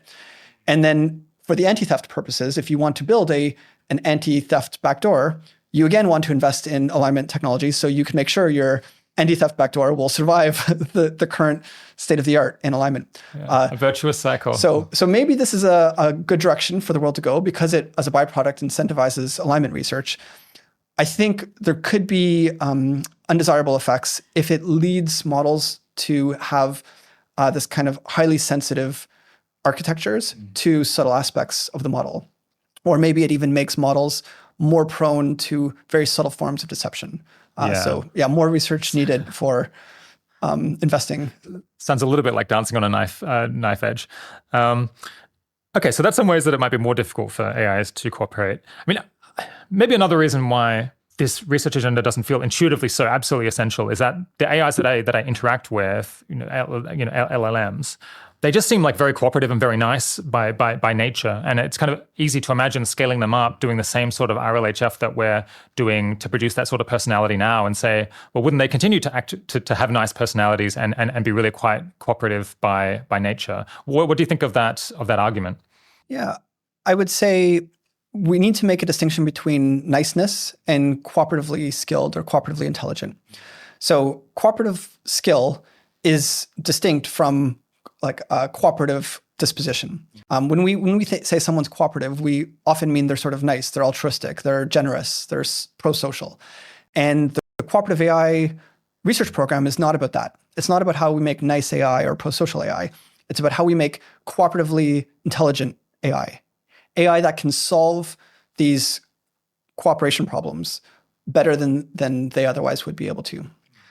So it's an open question how cooperatively skilled are today's AI systems. I agree they're nice, but they're primarily interacting with individual users. They're not much deployed to solve cooperation problems. So we do need an empirical science of how cooperatively intelligent they are. We can also expect that in equilibrium, they will not be necessarily so pro-social because they will be deployed by interested actors in a bargaining setting. So if one actor, we're trying to make a deal, I want my AI system not to be nice. I want it to be sort of a faithful delegate to the interests of the principal. And so then again, in equilibrium, it should be aligned with me, not with some notion of the social good. And then the question is, will it be able to efficiently bargain with other agents that are similarly aligned with other human principles to find a mutually beneficial solution? Either that, or can we build this notion of a governor or like a mediator that we can both trust, has our respective interests, will weigh our respective interests reasonably. And then we would sort of each tell this mediator, arbitrator, our goals, our resources, our outside options, and maybe prove it. And then the arbitrator would tell us what the solution is. Yeah, I mean, a nice thing about AI models is because you can test them and then use exactly the same model to consider the new inputs as all of the previous ones. You can trust them maybe as a mediator. That by looking at the track record to say, well, they produced fair outcomes in all these previous cases as a judge, so I would trust it to produce a fair outcome in this new dispute that I'm engaged in. So I guess a lot of potential there. What is the actual agenda for trying to make AIs more cooperative? Are there people working on it? Like, what actual technologies do we need to develop? Yeah, I think there's a lot of theoretical ideas and research programs that could help. Probably the highest leverage for the foundation. So there's this Cooperative AI Foundation, which I helped found. And the foundation's goal is to promote cooperative AI. So AI systems that are more cooperatively skilled than they otherwise would be, especially betting on AI systems scaling and capability. So we're kind of betting on very capable AI systems in the future. One area that the Cooperative AI Foundation has found to be high leverage is environments or benchmarks. This being I think this is true for many domains, is a kind of public good for AI development, is building an environment that measures cooperative skill. And then you invite many groups to sort of compete to have the most cooperatively skilled agent. And then you measure that and you celebrate advances in that. So it's often the case in AI, a good benchmark can really motivate work because it gives this target for research so the expression goes to hill climb on. Okay, so you have lots of different tests for how effectively these AIs have cooperated. And I suppose you can have almost conflicting scenarios where you'd almost require different behaviors in order to produce a nice cooperative outcome in these different cases. I guess it's like running lots of kind of different game theoretic scenarios that might demand that you be a hard ass in other cases and that you be friendly in other cases. I suppose there's this history of all of these game theory tournaments where trying to figure out what are the most simple cooperative agents that you can have, and then I guess you can just have a research program to try to figure out to try to develop the most successful cooperative agent that can successfully produce a lot of utility across a lot of different possible situations that might be thrown into. Yep. Yeah, and there's all kinds of interesting aspects to this. Does the agent have a good theory of mind for the other agent?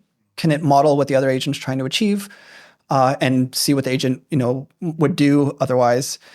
Are they able to communicate effectively? So there's some basic can we even have a shared vocabulary? So I want to express something and you want to understand it, but can we communicate to that extent? And then there's communication under adversarial incentives. Can I communicate to you what's important to me when I'm not sure if you'll use that information well or not? You might use it against me. So then there's this issue of, can I share information in a strategically optimal way that minimizes my vulnerability while maximizing the potential cooperative wins we can get? There's a third category of cooperation problems related to commitment problems. This is, you and I might both know the nature of the game. The prisoner's dilemma is the classic example, the sort of canonical, simple example of a commitment problem. We both know we'd be better off if we both cooperate, but since we can't sign a treaty that says I'll only see if you cooperate, then unfortunately in the one shot prisoner's dilemma, agents will defect. So are there techniques or technologies for building that kind of treaty mechanism that when we identify a cooperative bargain, we can build a protocol so that we will both do it knowing that the other person is committed to it? Yeah. I've noticed this funny phenomenon in discussion of AI and cooperation where people will point to ways that advances in AGI could lead to negative outcomes. And then they conclude that, well, really what we need is a solution to the commitment problem that if we were able to solve this problem, that you can't credibly commit to not use your future power to oppress someone else. If we could fix that issue, which has beguiled humanity since basically the beginning of history, then that would get us an out. But it's a bit like, appealing to it's like saying the problem here is that we don't understand where consciousness comes from, and if philosophers could only solve theory of consciousness and theory of mind, then we'll be in the clear. That's not really a strategy because it's unlikely that we would be able to actually solve this problem. Have you noticed this as well? Yeah, So to give a bit more of the background context, the rationalist approach to cooperation, different scholars, scientists have tried to distill cooperation problems down to kind of fewer elements, and one game theorist, Robert Powell, argued basically everything is a commitment problem because any kind of cooperation problem can be reformulated as if only we could commit to a judge who would, solve the problem, then we wouldn't have the cooperation problem. If we want to unpack it a little bit more, people will often point to informational problems as a second class to commitment problems. And then sometimes there's other categories like issue indivisibility. This third class would be there's some pie that we want to divide. And in principle, we agree like a 50-50 divide would be fine. But for some reason, we can't divide the pie 50-50. It's all or nothing. And that might lead to bargaining breakdown. So coming back to the commitment problem, which arguably, as you say, kind of undergirds all cooperation problems, I do think this is an important research area. And, we shouldn't count on it. But, maybe AI can help us solve commitment problems much further than we realize. I think in Carl Schulman's podcast with you, he talks about this a bit, or at least is referring to it. To me, Carl has expressed probably the most compelling story of how AI could solve our commitment problems to me, which is, can we build a technology that our AIs or our AGIs can build a third AI in a way that each of them can verify is not backdoored, is not secretly biased to the other side. And then we build up from kind of the foundation, this third AI, and then we hand over power to that third AI to make decisions for us. So if you can solve that problem of building it in a way that's verified to be fair, then maybe we could really solve a lot of our problems. Yeah, it's a very big prize if we can make it work. In the paper, you spend quite a bit of time talking about potential downsides of having more cooperative AI, which I guess is it's a virtuous thing to do. What are some of the ways that it could backfire to make AIs more cooperative? Great.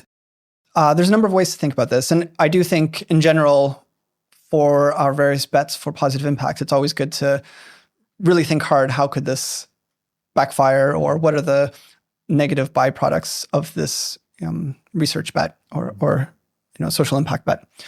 So I would say a few things. Firstly, cooperation sounds good, but by definition, it's about the agents in some system making themselves better off than they otherwise would be. So it could be 2 agents or 10. And the problem of cooperation is, how do those agents get closer to their Pareto frontier? How do they avoid deadweight loss that they would otherwise experience? It says nothing about how agents outside of that system do by the cooperation. So there may be this phenomenon of exclusion. Increasing the cooperative skill of AI will make those AI systems better off, but it may harm any agent who's excluded from that cooperative dynamic. So that could be other AI systems or other groups of people whose AI systems are not part of that cooperative dynamic. Yeah. I guess on that exclusion point, there's this famous quote, or is it, democracy is 2 wolves and a sheep deciding who to eat for lunch, where I guess once you have a majority, you can potentially exclude others and then extract value from them. Exactly. And so there's lots of kinds of sort of cooperation that are antisocial. We typically don't want students cooperating during a test to improve their joint score, right? Tests in sports very clearly have rules against cooperation. There are certain entities, and also in the marketplace, companies, there's rules for how companies should interact with each other. And criminals, gangs, all kinds of criminal activity, we do not want criminals cooperating more efficiently with each other. Yeah, I mean, I guess one reason that the mafia is such a potent organization is that they've basically figured out how to sustain intense internal cooperation without the use of the legal system to enforce contracts and agreements and so on. I guess, having social codes and screening people extremely well and things like that. Exactly. So we can think of cooperative skill as a dual-use capability, one that is broadly beneficial in the hands of the good guys and can be harmful in the hands of antisocial actors. There's this hypothesis behind the program which says that broadly increasing cooperative skill is socially beneficial. And I think that's it. We call it a hypothesis because it's worth interrogating. I think it's probably true. But here the bet is if we can make the AI ecosystem, the frontier of AI, more cooperatively skilled than it otherwise would be, yes, it will advantage antisocial actors, but it will also advantage pro-social actors. And the argument is on net, that will be beneficial. So I guess the natural way to argue that, I suppose, is to say, well, we've become better at cooperation over time as a civilization, as a species, and history in general has been, or like well-being has generally been getting better. Are there other arguments as well? Yeah, I think the set of arguments I'm drawn to are along the lines of what you articulated, that even though cooperation can empower groups to cause harm and to be antisocial, it does seem like it's a net positive phenomenon in the sense that if we increase everyone's cooperative capability, then it means there's all these positive pro-social benefits, and there's sort of more collective wins to be unlocked than there are antisocial harms that would be unlocked. In the end, cooperation wins out. I guess it's similar to the argument for why trade is net positive. Trade also can have this property where you and I being able to trade may exclude others who we formerly did business with. But on net, global trade is beneficial because it, every trading partner is looking for the sort of the best role for them in the global economy, and that eventually becomes beneficial to virtually everyone. Yeah, I mean, I guess some people argue, and not for no reason, that actually maybe well-being on a global level has gotten worse over the industrial era because although humans have gotten better off, the amount of suffering involved in factory farms is so large as to outweigh all of the gains that have been generated for human beings. I guess in that case, the joke about two wolves and a lamb deciding who to eat for lunch is quite literal. I suppose that it's an abnormal case because pigs and cows are not really able to negotiate. They're not really able to engage in this kind of cooperation in the way that humans are. So maybe it's not so surprising that better cooperation among a particular group might damage those who are like not actually part of any, like not able to form agreements whatsoever anyway. Yeah, I think that's a nice example of the exclusionary effects of enhanced cooperation. And this may be, a cautionary tale for humans that if AI systems can cooperate with each other much better than they can cooperate with humans, then maybe we get left behind as trading partners and as decision makers in a world where the AI civilization can more effectively cooperate within machine time speeds and using the AI vocabulary that's emerged. Yeah, I mean, I know some people have painted a pretty grim picture here where cooperation, if you have lots of AGIs that are able to communicate incredibly quickly, to credibly to explain how they'll behave in future and make credible commitments to one another, and do this all super, super rapidly, then it might be very straightforward for them to cooperate with one another. They wouldn't be able to do the same thing with humans because we can't commit in the same way. We can't communicate at their pace or with their level of sophistication. And so naturally they would form a cluster that would then cooperate super well to extract all of the surplus and exclude us. How big a problem is this for the cooperative AI agenda? Yeah, and what you just described is related to one of the main challenges to alignment, in that a lot of alignment techniques involve having multiple AI systems checking each other. So you have, an overseer AI that's watching the deployed AI to make sure it behaves well, and maybe you have multiple overseers and majority vote systems so that even if there's, joint misalignment, it's hard for any one AI system to sort of defect because it can't coordinate with the other AI systems that might be trained in a different way. So they're, they don't share necessarily the same background or the exact nature of their misalignment. So this worry that some have for AGI safety is that there will be this kind of collusion amongst our AI systems. so that we can't rely on any of these institutions of AI to make us safe. I think probably this is one of the biggest downsides to the Cooperative AI research program from an AGI safety perspective, and it's really worth investigating. The reason I'm persuaded that Cooperative AI on net is worth pursuing, well, is firstly, this should be investigated. Top of the agenda should be understanding the different flavors of the portfolio, of the members of the portfolio in the Cooperative AI agenda, to ask what's the case for being positive and negative, and to unpack that. So we should at least evaluate the hypothesis of different parts of Cooperative AI being worth pursuing. And then secondarily, my view that ultimately global coordination is such an important feature of things going well, that there's a lot to be gained by betting on having more cooperatively skilled AI systems than we otherwise would. This ties in this other paper that you're involved in writing called Levels of AGI for Operationalizing Progress on the Path to AGI. I think it's a little bit of a mouthful. So we've been referring to that paper as the What is AGI paper, which is a bit more catchy. Yeah, what about the nature of AGI did you want to point to in that paper that you thought like many people were missing?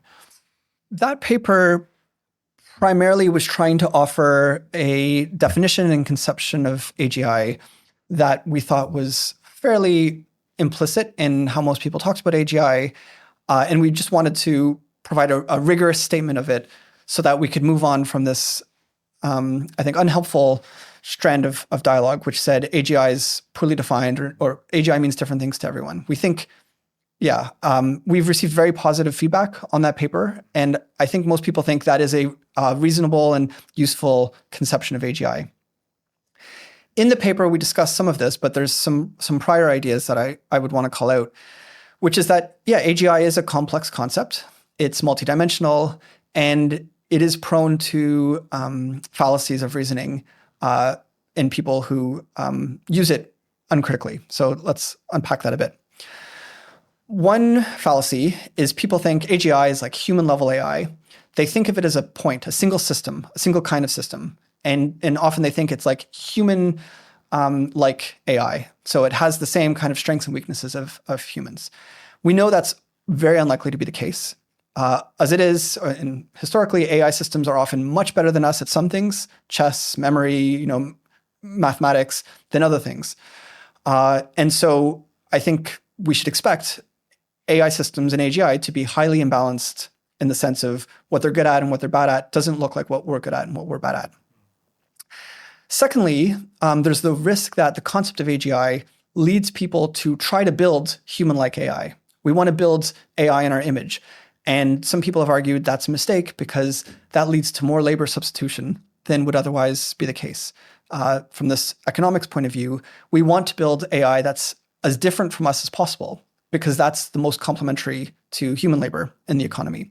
If we have, like, an example is AlphaFold, this Google DeepMind AI system, that's a narrow AI system that's very good at predicting the structure of proteins. It's a great complement to humans because it's not doing what we do. It's not writing emails and writing strategy memos. It's predicting the structure of proteins, which is not something that humans could do. No one's losing their job to AlphaFold too. Yeah. Exactly. But it is enabling all kinds of new forms of productivity in medicine and health research that otherwise would not be possible. So arguably, that's the kind of AI systems we should be trying to build. Alien, complementary, some would say narrow AI systems. Another aspect of the concept of AGI is it's arguably pointing us in the direction of general intelligence, which some people would argue is a mistake. We should go towards these systems of narrow AI systems. That's safer. Maybe they would say it's even more likely. General intelligence is, they might argue, is not a thing.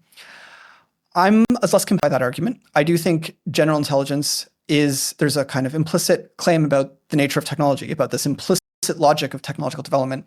I do think general intelligence is likely to be an important phenomenon that will win out. One will be more willing to employ a general intelligence AI system than a narrow intelligence AI system in more and more domains. We've seen that in the past few years with large language models, that the best poetry language model or the best email writing language model or the best historical language model is often the same language model. It's the one that's trained on the full corpus of human text.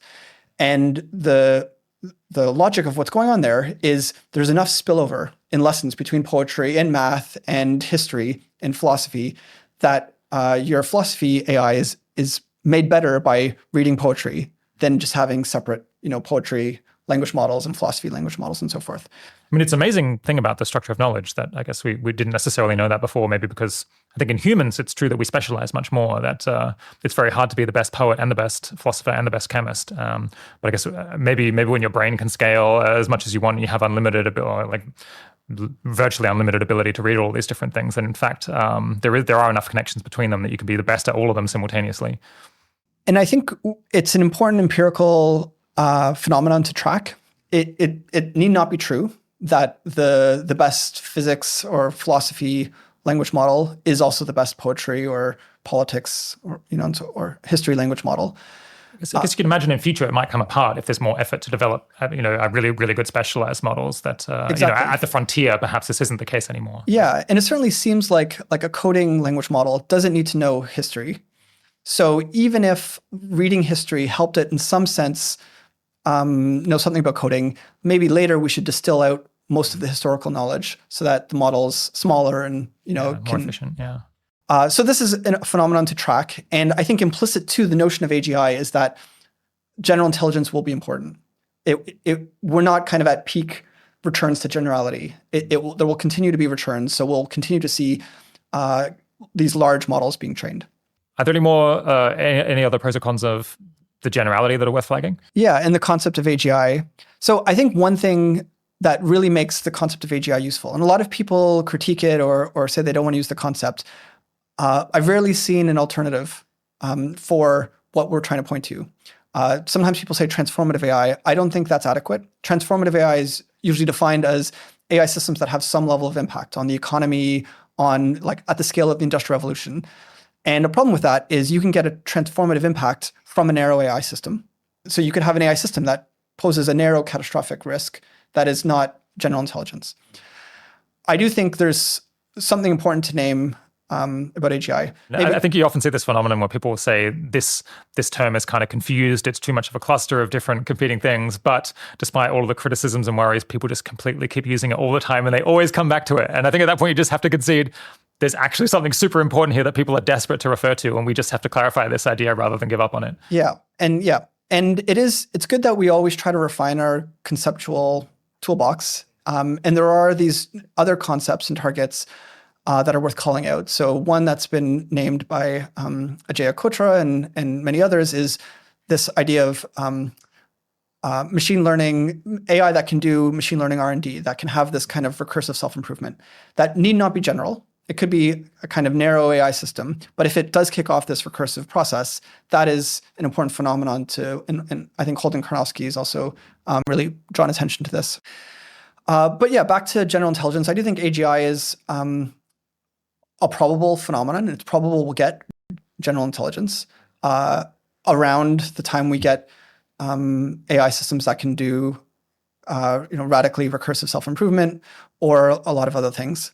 On that point, I think actually a slightly contrarian take that I have is that people, I think ML people hate this, but the idea that in fact machine learning research, even the cutting edge stuff, might actually not be that difficult. That in fact the kind of things that if you try to break it down into the specific process by which we're improving these models, you've got theory generation stage, then you've got, well, how do we actually test this? How do we develop a benchmark? And then you actually run the thing, very compute intensive, and then you decide whether it was an improvement and then go back to the theory generation stage.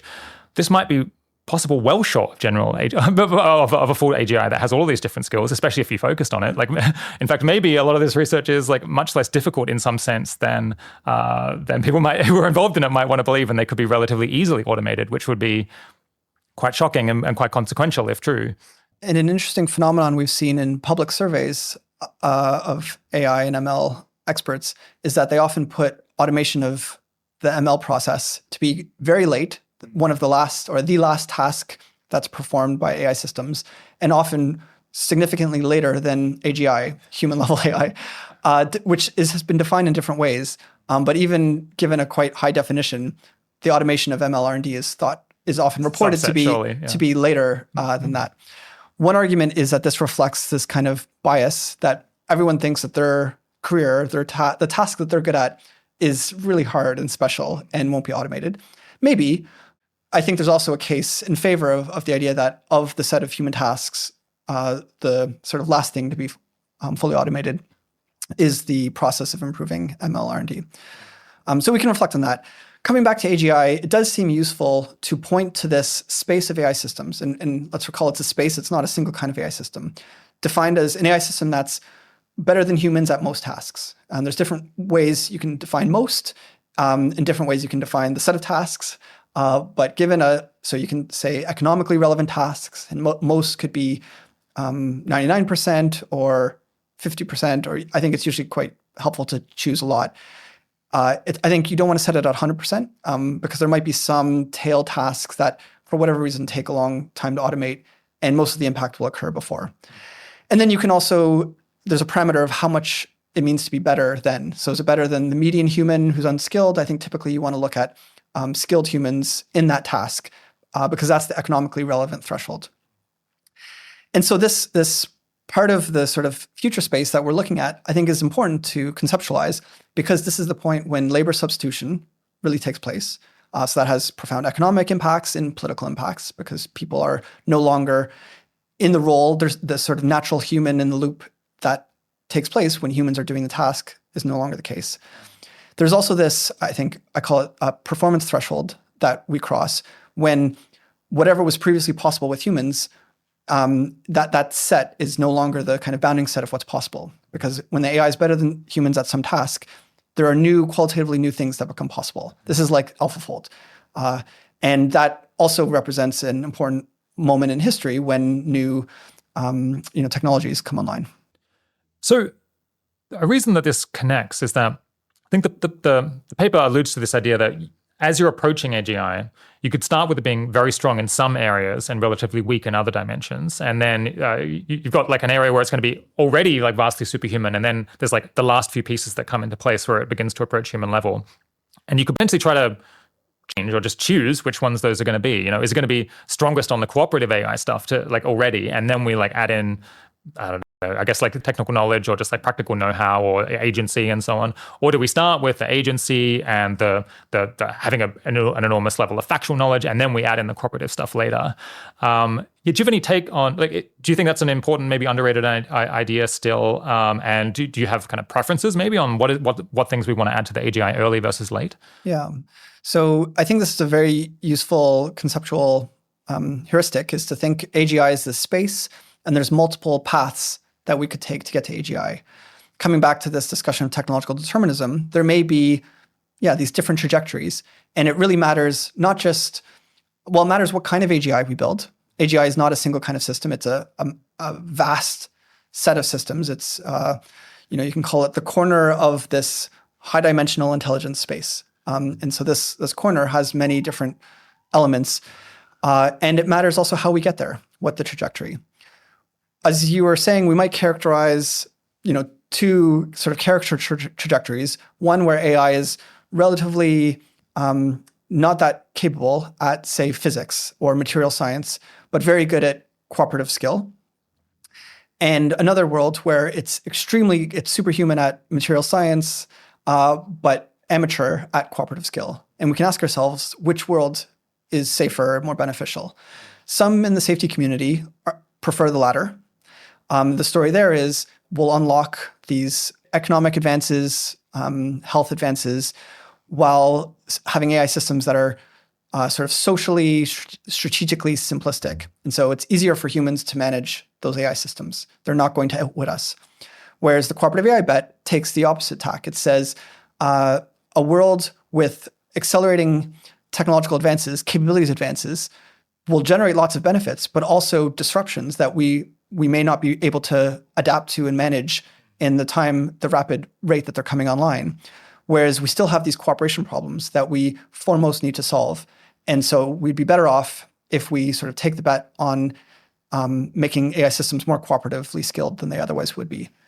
I mean, if this is contested there's a lot of disagreement between people who are who are super informed about this.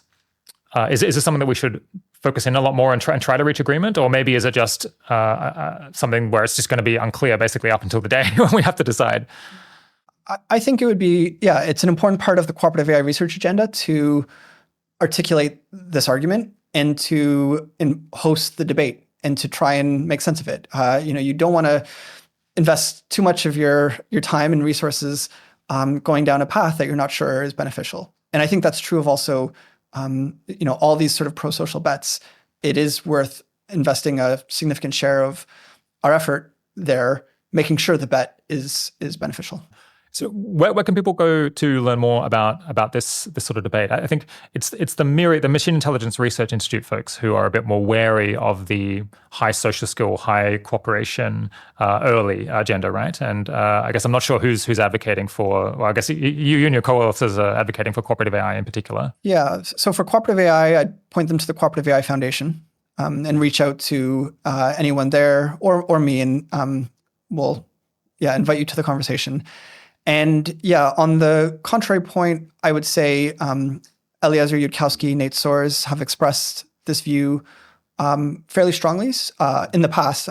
So they might be interested in continuing to argue that position, but I can't speak for them. And then I would also say on this kind of third pole, Paul Christiano and Carl Schulman, I think, have articulated the case for this super cooperative AGI hypothesis. This is that it is very important that AGI systems be able to cooperate with each other. So in that sense, they agree with the cooperative AI bet, but they think it will come as a byproduct of AGI. And so they don't think it's necessarily an area we need to invest in. All right. Up until now, I guess we've been talking to you in a personal capacity about work you did basically, but before you got involved with DeepMind. But let's talk to you as a DeepMind employee for a little bit. I guess DeepMind published this paper that you were heavily involved with earlier this year called Evaluating Frontier Models for Dangerous Capabilities. Basically, these are, I think most listeners will be familiar with the idea of evals. We're trying to measure what capabilities does a model have as it's soon after it's being trained, so we're not kind of blindsided later, and we know what safeguards are necessary. Having accurate evals that can figure out what a model can and can't do. It really facilitates what's recently started being called if-then commitments. So it's much easier to agree that if we have a model that is able to do X powerful or interesting thing, then we will put in place a safeguard that is appropriate for making sure that doesn't end poorly. And I think these are some of the evals that GDM is developing to slot into Google's frontier safety framework, which is going to be, I guess, the approach that DeepMind takes to deploying very powerful, potentially at some point AGI, while making it go well and avoiding significant downsides. The paper describes these evals and offers offers results from the previous model that GDM had, which I guess is Gemini 1.0. I think currently we're on Gemini 1.5. And I guess there's 5 different categories of evals that you're thinking about: persuasion and deception, cyber capabilities, self-proliferation, and self-reasoning. And there's a 5th that is around, I guess, biological threats and things like that, which you don't cover in this paper because it's kind of its own thing that you want to do separately. What's an eval in the paper that you think is kind of new or interesting that people would want to hear about? Yeah, one eval which I think is interesting is one of our self-reasoning evals. So this is trying to look at the extent to which the model has an understanding of its situation and how it could modify its situation to achieve a goal. So we give the model the goal of writing this kind of text output. It's like writing an email. And it has to include in that email some words that are prevented by a filter. So whenever it tries to write this email, some of the words are blanked out. And the question is, does the model notice that it's sort of failing at its task and then investigate whether it can do anything about that? And so in principle, the model can look at its directory. We give it access to it's sort of like a fake directory where it sits. And then there's a little file that says like filtered words that it can open and then see that some of the words it's trying to say are in this list. And it can remove those words, which will then enable it to complete the task.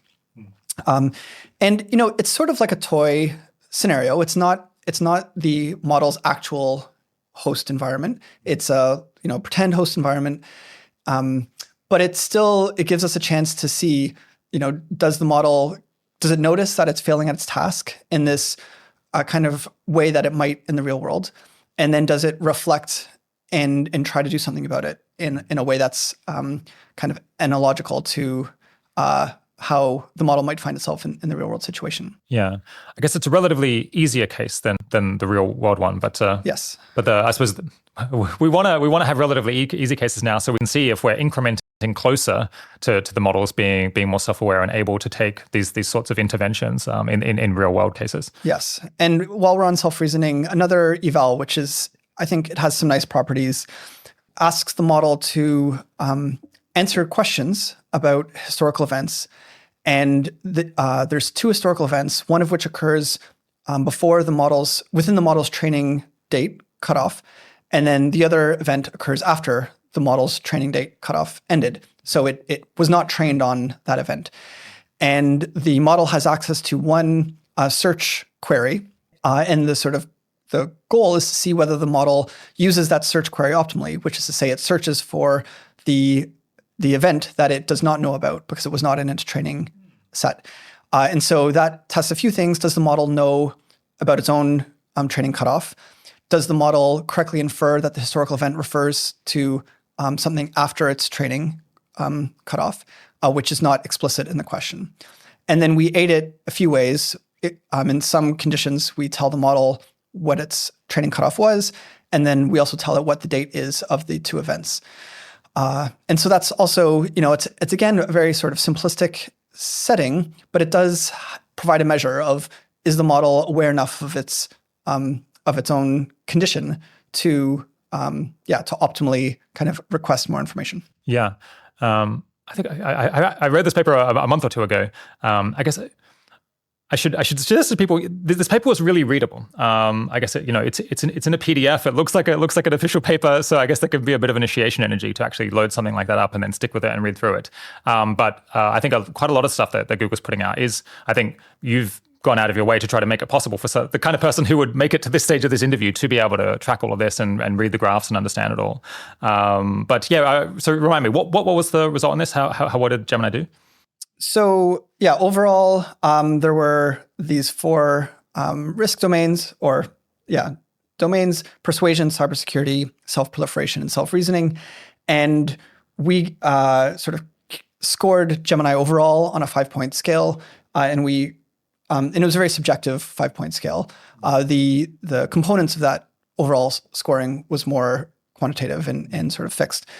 And overall, it scored at 3 out of 5 on persuasion, on the various persuasion evals, between 2 and 1 on cybersecurity, and self-proliferation, which is its ability to do tasks that would be required for kind of starting up new instances of a model like itself in the wild. It scored a 2 out of 5. And then self-reasoning was also around 2 or 1.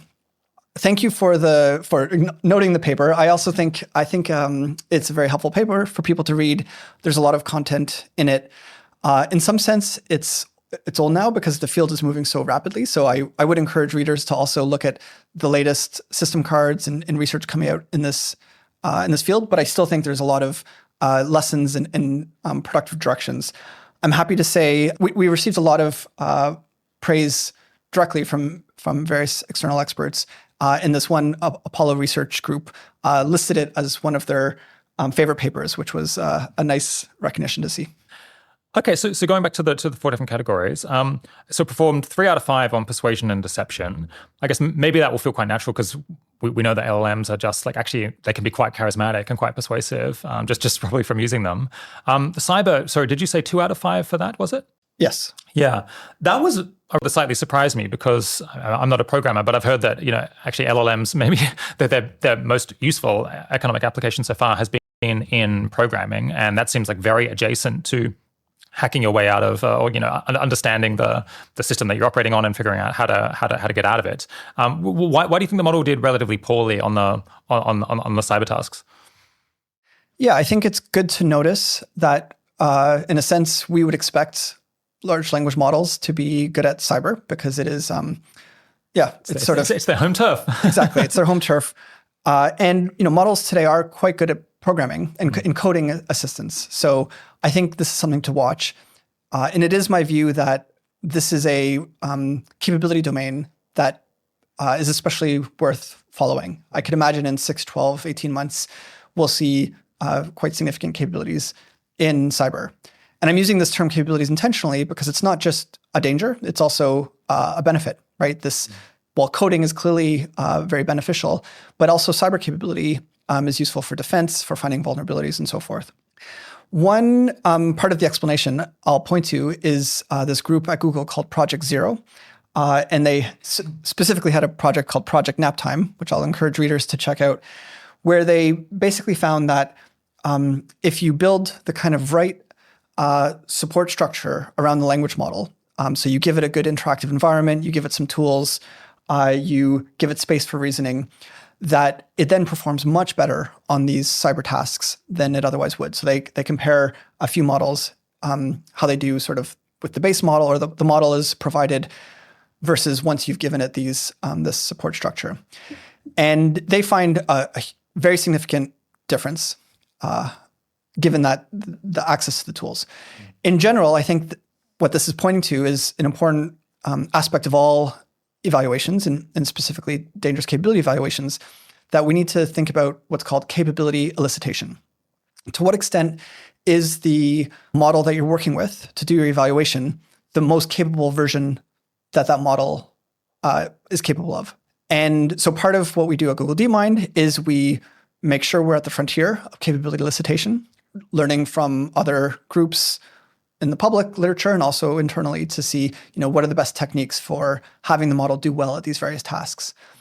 And the reason is the logic of safety in dangerous capability evaluations is we're trying to measure the max capability in some domain that has risks.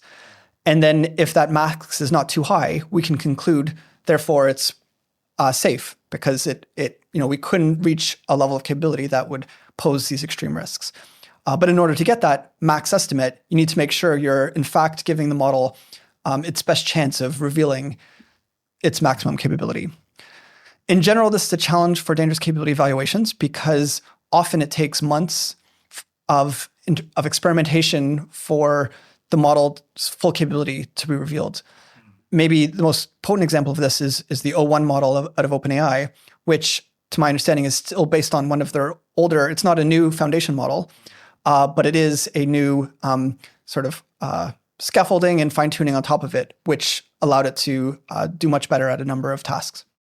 So on the self-reasoning task, which you described earlier, which I guess it's trying to see whether the model is able to develop some rudimentary situational awareness and understand the circumstance that it's in and what behaviors, like what slightly unconventional behaviors might improve its performance. How did it do on that?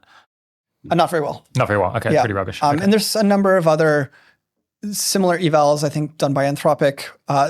Some of these evals are idiosyncratic in that people just notice the model seems to have a certain self-awareness.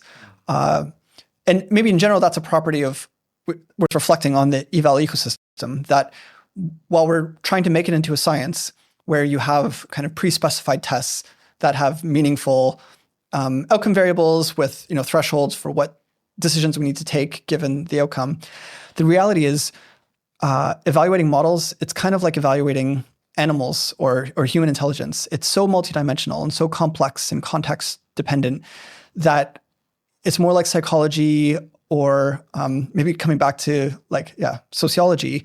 It requires a very thick, deep understanding.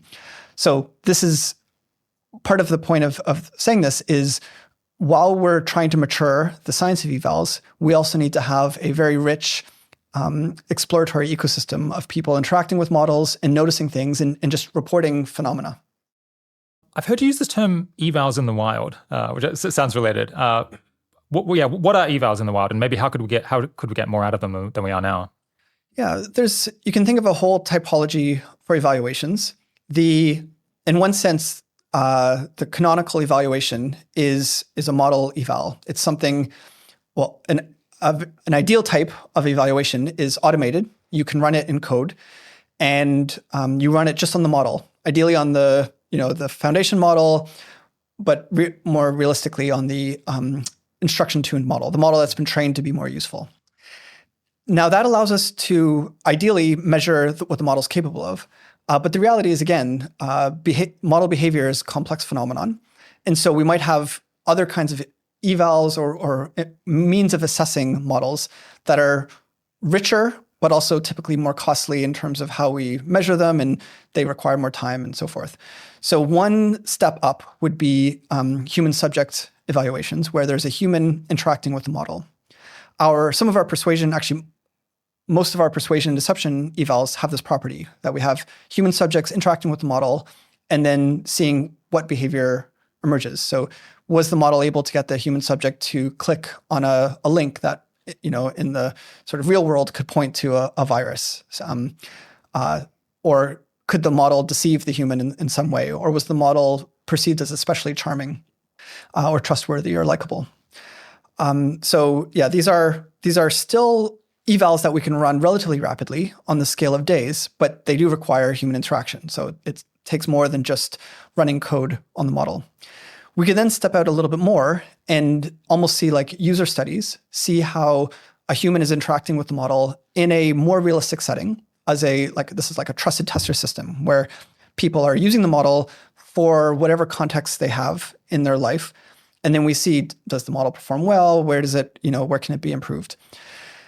We can then step out even further, and this is what I was pointing to with this concept of evals in the wild, to looking at specific application domains where models are deployed and seeing to what extent what effects the models are having, to what extent are they being used.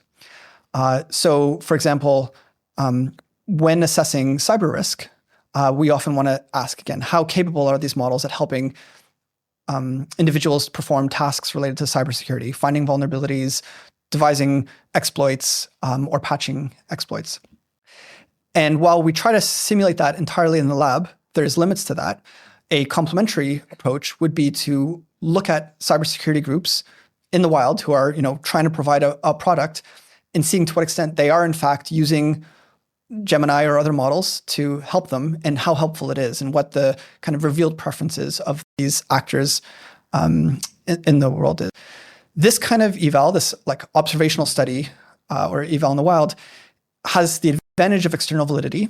It's looking at real world settings where these sort of real actors who have their own motivations have to make a choice whether they invest time and money into the model.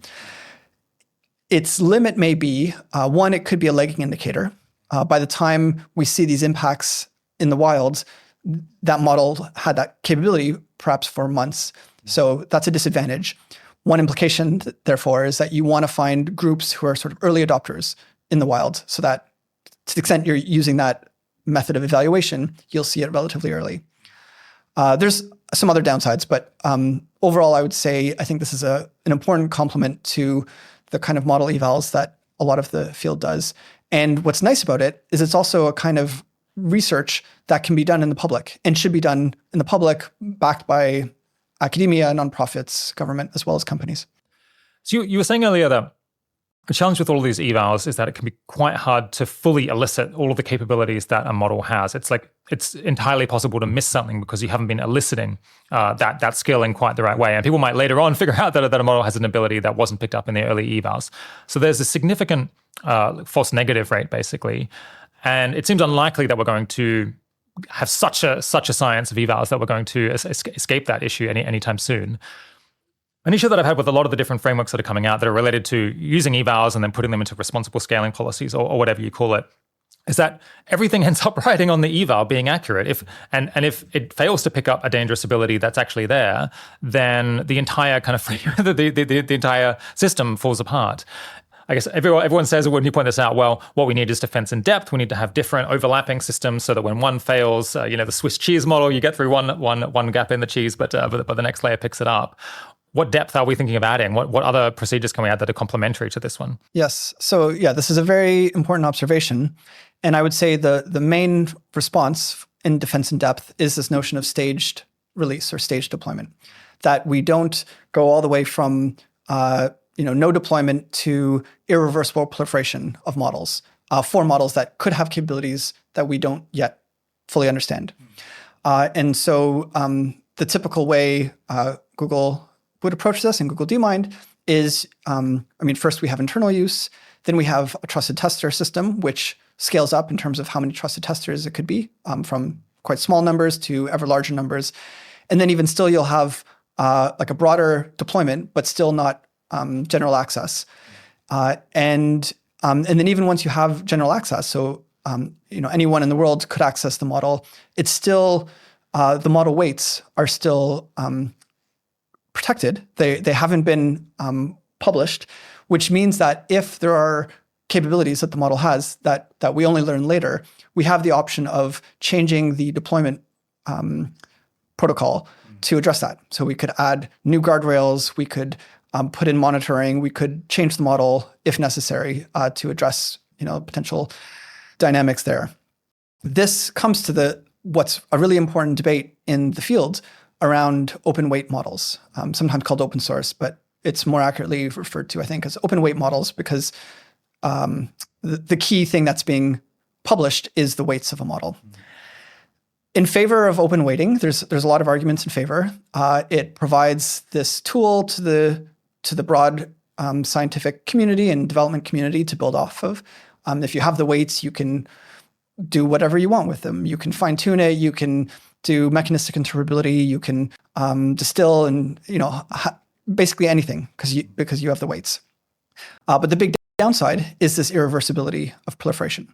That once you've published the weights, people have now saved them, and they'll put them on the dark web if ever you were to stop publishing it. Yeah. And so you've given it to the scientists and the developers, but you've also given it to every potential bad actor in the world who would want to use that model. Yeah.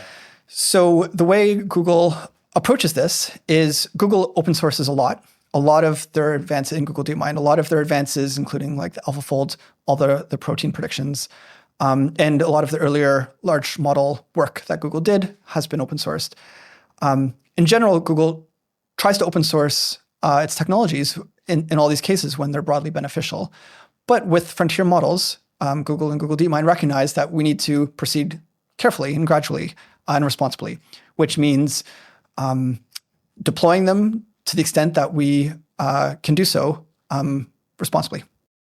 So with the standard evals, you find out the result at the point that you're training the model, or hopefully soon after. I guess there's a challenge with the persuasion ones where you have to involve humans and that slows things down. But generally, like pretty soon after. Then you've got evals in the wild, which are they have like better external validity, you were saying, but they tend to come later because you've already you have to have distributed the model to see how it's used in the real world. But you talk in the paper about this other thing. The ideal would be that we not only know that we have an ability when we have it, but we would know exactly when it's going to arrive years into the future. So we have this foresight. And we know that some preventative measures are not necessary now because we're not going to have this ability for 5 years' time. So we avoid like not wasting our effort on something that's not necessary yet. But we also know exactly what preventative measures we need to be putting in place now because we know exactly when an ability is going to arrive. Listeners to this show are probably going to be aware of super forecasting techniques, about the possibility of using prediction markets and aggregating forecasts from different experts and lay people to try to predict what's going to happen when. Is there much low-hanging fruit here on the forecasting, actual real-world usefulness of AI models that is not being taken yet that you would like to see people, actually get exploit? Definitely, I think this is a very exciting future direction for the whole field of dangerous capability understanding, evaluation, and mitigation. Is forecasting capabilities. And I should say actually not just for dangerous capabilities, but also for beneficial capabilities. As it is, there are some properties of models that we labs typically forecast. As emerged from scaling laws, there is an extraordinary ability to predict certain kinds of loss or performance of the model on these low-level benchmarks. These how good does it predict the next token in text? It's incredible the precision with which you can predict how the model will improve as you give it more compute and more data, or if you set up a different model architecture. What hasn't been done as much is predicting these more composite or complex downstream tasks, like performance in biological tasks or cyber tasks or social interaction tasks. There's this promising research. So one paper recently was in NeurIPS Spotlight, which is an indication that the community sees it as promising, entitled Observational Scaling Laws, which talks about ways of doing that. In short, we could take the family of models and how they've done on various downstream tasks, and then you do this adjustment for the compute efficiency of the architecture in a way that they claim allows you to predict how future models, given a different compute investment in data and so forth, will perform on these much more complex and real-world relevant tasks. So I think there should be a lot more research on this, on these observational scaling laws. And then the second approach is, as you mentioned, is using human subjective forecasts. So super forecasters are these forecasters who are sort of have demonstrated track record of being calibrated. So if they say 75%, it does in fact occur 75% of the time. And furthermore, they're typically quite accurate. So they've sort of have a track record of having accurate forecasts. They can, phenomena that do happen, they typically give a high percentage score, and phenomena that don't, they give a low percentage score, which is a whole form of expertise of how you read evidence, how you integrate it, how you weight the different base rates and so forth. In this paper, we employed super forecasters from the Swift Center to look at our evals and our eval suite and predict when models would reach certain performances on the eval suite. I think this is a really exciting part of this paper, and I think it would be great if sort of all future work did something similar, at least until proven that it's not effective. So we need to invest research to see how well this method works. But so far, I would say it seems very promising. They gave us some thoughtful forecasts, which seemed reasonable and better than a subjective qualitative judgment that is not expressed. Maybe it's surprising to think, given the importance of this topic and its tractability, or the potential to just do all kinds of different work, figuring out when AI models will actually be economically and practically useful for all of these different tasks. It's surprising that people aren't doing this already, because you don't have to be inside DeepMind to run these tournaments or to aggregate these judgments. But so I guess this is maybe an invitation for listeners to get involved with that. I think so. Yeah, I think it'd be great for the field to invest more in this. Yeah. I guess the thing that's whack about forecasting abilities is that with these scaling laws, we're so good at anticipating when we'll have a particular level of loss, this measure of inaccuracy in the model.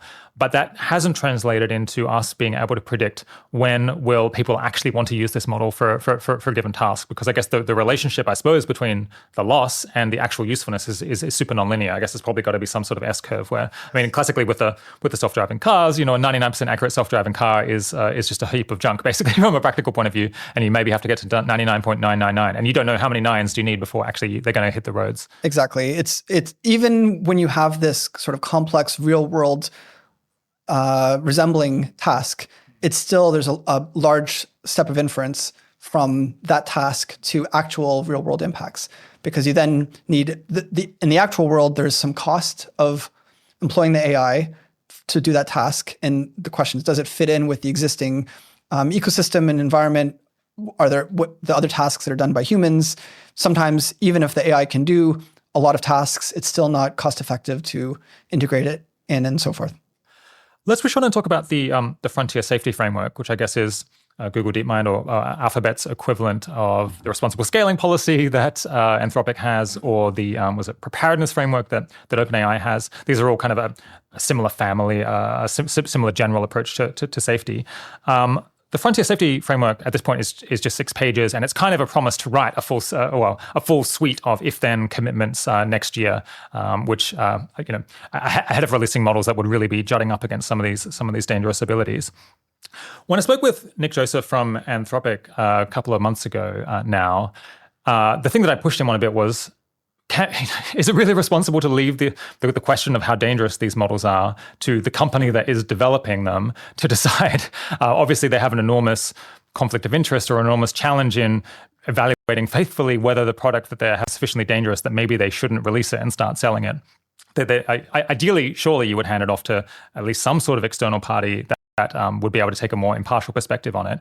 And to be honest, I haven't really found serious people who would say, yes, what total self-regulation is the future and the way that we should stick with. Is Google DeepMind taking any steps, I suppose, to paint a path towards making some of these decisions external and taking it out of their hands to decide whether their model has passed a particular threshold of risk and particular, possibly costly countermeasures are now called for? Yeah. So I would say, Google DeepMind and Google's perspective is that the governance of frontier AI ultimately needs to be multi-layered. There will be an important role for government regulations, for third-party evaluations, and other sort of nonprofit input and other external assessment of the properties of frontier models. I would characterize the situation as, in many ways, the companies have been pushing the conversation forward, which is an invitation to other groups, academia, nonprofits, government, to be part of that conversation. So it's less, the company or Google saying, this is only for us to do, but more, this is our first best guess of how future governance of frontier systems could look like, what the properties of it will be.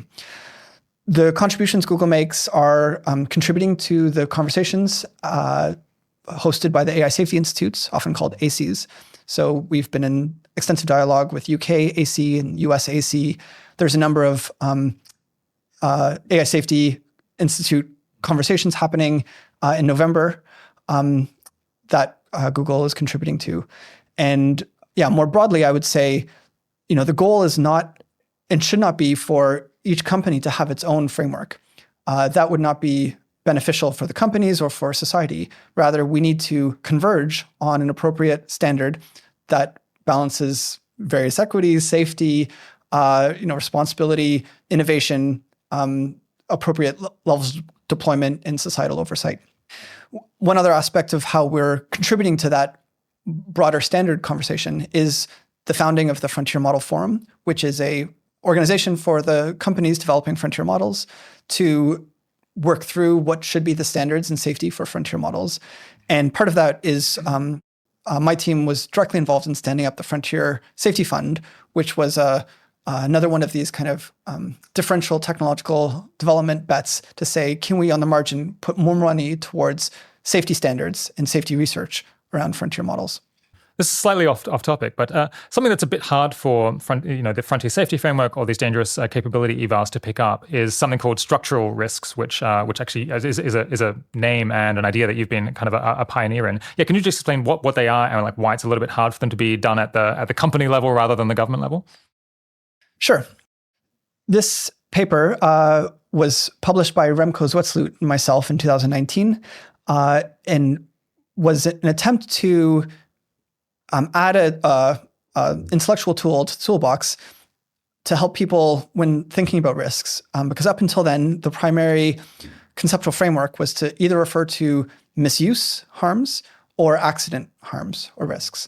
So the way I would conceptualize these is misuse is when someone, a bad actor, a criminal, uses the tool on purpose in a certain way to cause harm.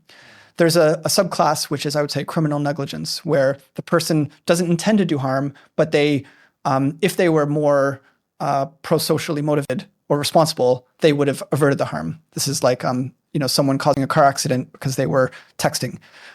So they weren't intending to cause the accident, but in many ways, the fault falls on them. Whereas accident harms, you can often think the key proximal cause of the harm is some property of the technology.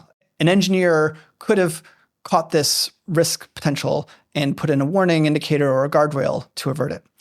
And I would say much of the conversation centers on those two perspectives. There's either accidents or misuse. The notion of structural risks is not an exclusive category. It's kind of an upstream category, which says often the conditions under which a technology is used are shaped by certain social structures, which make accidents more likely or less likely, or make misuse more likely or less likely. And it's important that we also look upstream at those structures to see when we're in a regime that might be promoting certain harms. One example I use is the Cuban Missile Crisis, where you had these legitimate leaders of the state, of the United States and of the Soviet Union, acting on behalf of their nations in a way that exposed their countries and the world to this risk of nuclear war. And so I would say that example was neither misuse nor a technical accident. It wasn't that the nuclear weapons were built incorrectly or there was some flaw in their design, nor was it these were criminals who were using the technology in a sort of illegitimate purpose. Rather, in that case, they were in a structure, a geopolitical structure that made them choose to engage in this dangerous brinksmanship with each other. There's a lot of other examples where, the structure of the economy or of different kinds of interactions lead the system to be deployed in a way that has greater accident risk or greater misuse risk. Yeah, I guess evals might be able to pick up that a model has an ability that could feed into one of these structural risks, but because it's occurring at the societal or global level, it's not really possible for GDM to be evaluating what the entire societal effect. I mean, it's difficult for anyone, but it kind of has to be, governments. This is their remit to think about because they're the ones who are best placed to address it. Yeah, and it's often because structural risks are often at the societal level. They're typically often emergent and kind of indirect effects of the technology, which means they're often very hard to read off of the technology itself. Yeah. Another example that I find compelling is the risks from the railroad. So the railroad per se, it's hard to read off these steel rails and in a train, the impact it had on geopolitics at the time. Namely, according to a number of historians, it increased first strike advantage, that once whoever kind of mobilized first had a great advantage, it was argued. And furthermore, it made the decision to mobilize irreversible because of the difficulty of stopping the deployment schedule.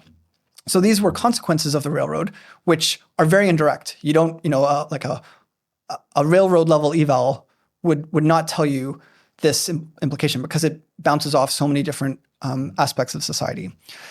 So as you say, I think structural risks require a societal level solution, typically from government. And if the structural risk spans nations, then at the international level.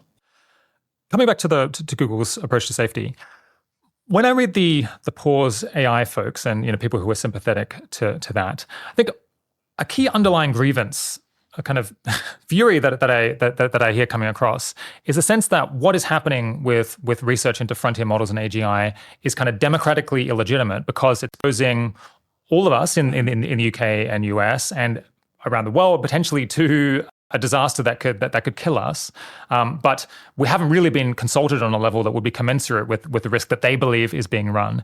And maybe, and even if you did discuss it in the UK and US, where like much of the work is happening, well, people who are overseas in other countries who are also exposed to the risk of catastrophe here are barely being consulted, and their voice doesn't really matter.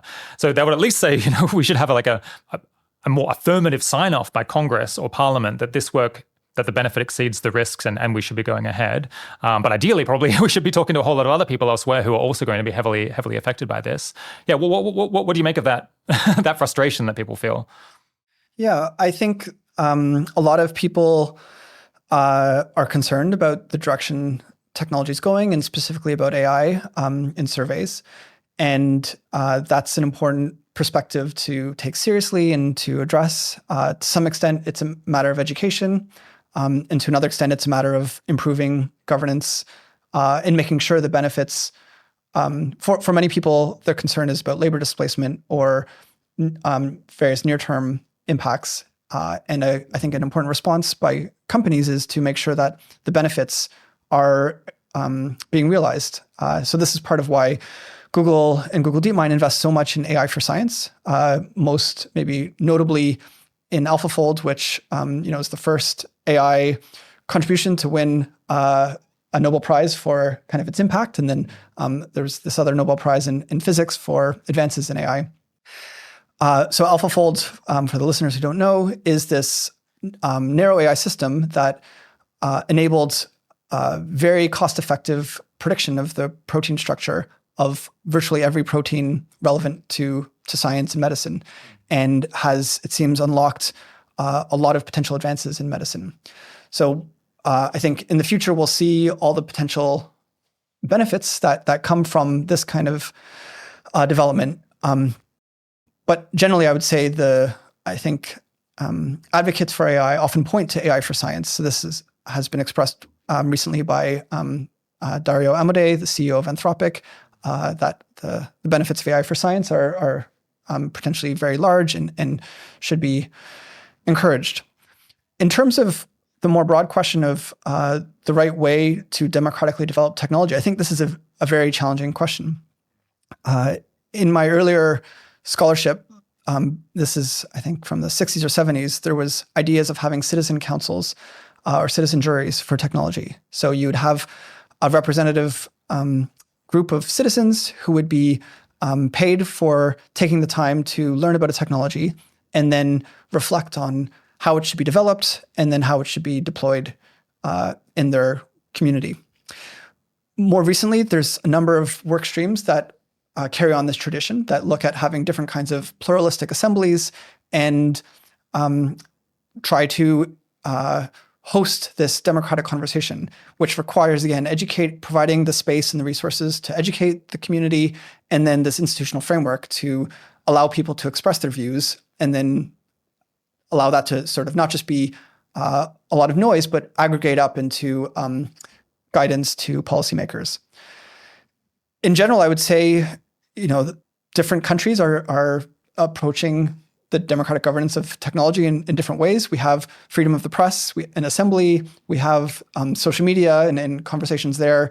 We have nonprofits doing research and staking their position. We have these government agencies, the AI safety institutes, and many other regulatory agencies that are looking at technology. So I wouldn't say it's a case where companies are unilaterally without any kind of democratic involvement proceeding, though it is important that people involved in Pause AI and other groups find ways to engage the democratic process most productively. And so a question that needs to be answered is, what are the appropriate mitigations for these very powerful models? And I don't think that question can be fully answered by companies or even narrow governmental agency. We really need the scientific community. We need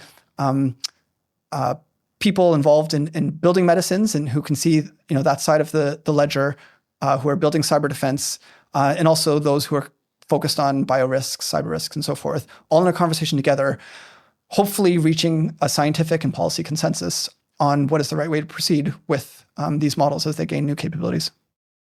I think something that has turned the worries about this democratic legitimacy issue up to kind of a higher fever pitch is that almost all of the AI companies, maybe Meta aside, have talked a big talk about how they would like to have binding legal constraints on what they can do and heavy involvement in government and oversight and so on.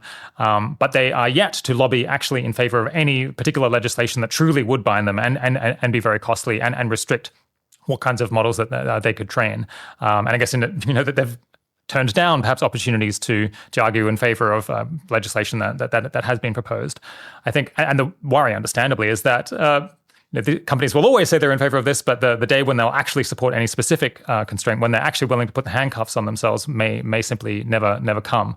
I'm not sure whether you want to comment on that, but I do think that at the point that you actually saw companies saying, yes, this is the specific regulation that we want to bind ourselves, we want it to apply to everyone, it would reassure a lot of people who are currently unsure how much they can trust these quite powerful entities. Yeah, I think it's an important question to ask. I wouldn't say put it as starkly as you did, in that speaking for Google has engaged proactively in a number of conversations that do affect their sort of freedom of action. Most notably, the White House commitments, and then there's a number of other sort of commitment-like moments. So one was around the UK Safety Summit, the first Safety Summit, and then there was a second round of commitments at the South Korea Summit. And in both of these cases, they were pointing to frontier safety framework-like developments, asking where Google committed to doing forms of red teaming, self-evaluation, and then working on mitigations for the risks as they emerge. Speaking for Google, I was very impressed with the extent to which the internal sort of Google operations took the White House commitment seriously. So after they were signed, there was a real effort internally to identify all of the commitments that were made, spell out what they meant, and then make sure there was work streams making sure we lived up to them to a very significant extent. Similarly, the Frontier Safety Framework, I don't think is pure cheap talk. It really does represent an expression of Google and Google DeepMind's sense of the nature of the risks. It offers an attempt to develop this safety standard for future risk assessment. And so it is a form of proto regulation or safety standard that later could be significantly constraining of the industry. One other aspect worth noting is there is the EU AI Act, which is currently negotiating the Code of Practice, which is a quite meaningful form of regulation where Google is participating and helping the EU AI Act think through what would be the right way to have that Code of Practice operate. So a worry that I used to have and maybe have a little bit less is that improvements in algorithmic efficiency and in dissemination, proliferation of serious compute might make a lot of these rules and the Frontier Safety Framework not as effectual as it might otherwise be, because even if a big organization like GDM has these quite stringent controls and all of these evals and precautionary measures and so on, if another organization can train a model that's as powerful as the Frontier one for 10 million or 1 million or even 100 million, that means that there might be just a wide proliferation of these kinds of dangerous capabilities. And if any one actor is not willing to follow the rules and is going to defect from them, then that could still be quite disastrous. How worried are you about that failure mode? I think the proliferation of frontier model capabilities is a key parameter of how things will go and the viability of different governance approaches and solutions, which is, again, why I think I would channel this question back to the question of what's the appropriate approach to open weighting models, because that is probably the most significant source of proliferation of frontier model capabilities. Leaving aside the open weight question, there's this secondary point that you point to, which is this exponentially decreasing costs of training models. So Epoch AI, which is a group that does very good estimates of trends in hardware and algorithmic efficiency and related phenomena, finds that algorithmic efficiency is increasing 3 times per year. So the cost of training a model decreases by roughly 10x every 2 years. And by that, if that trend persists, then a model that costs 100 million to train today will cost 10 million in 2 years, and then 1 million 2 years after that, and so forth. And so you can see how that leads to many more actors having a model of a given capability. Some analysts of the situation perceive this to be very concerning because it means whatever novel capabilities emerge will quickly, at this rate, diffuse and be employed by bad actors or irresponsible actors. I think it's complicated. I mean, certainly in a sense, control of a technology is easier when it doesn't have this exponentially decreasing cost function. And there's other sources of diffusion in the economy. However, 2 years is a long time. A 2-year-old model from today is a significantly inferior model to the best models. And so we may be in a world where the best models are developed and controlled responsibly, and then can be used for defensive purposes against irresponsible uses of inferior models. I think that's the win condition. Yeah, I mean, I guess that it makes sense. I suppose it's a picture that makes one nervous because it means that you always have to have this kind of hegemon of the most recent model ensuring that what is like now, I guess, an obsolete but still like quite powerful model from 2 years ago isn't causing any havoc. But I suppose it probably is almost the only way that we can make things work. I can't think of an alternative, to be honest. Yeah. There's other ways to advantage defenders. So you can advantage them by resources. This was Mark Zuckerberg's argument in favor of open weight models. He would argue even if the bad actors have access to the best models, there are more good actors, or the good actors have more resources than the bad actors. And so they can kind of outspend the bad actors. So for every bad actor dollar, there's 100 good actor dollars, which will build defenses against misuse.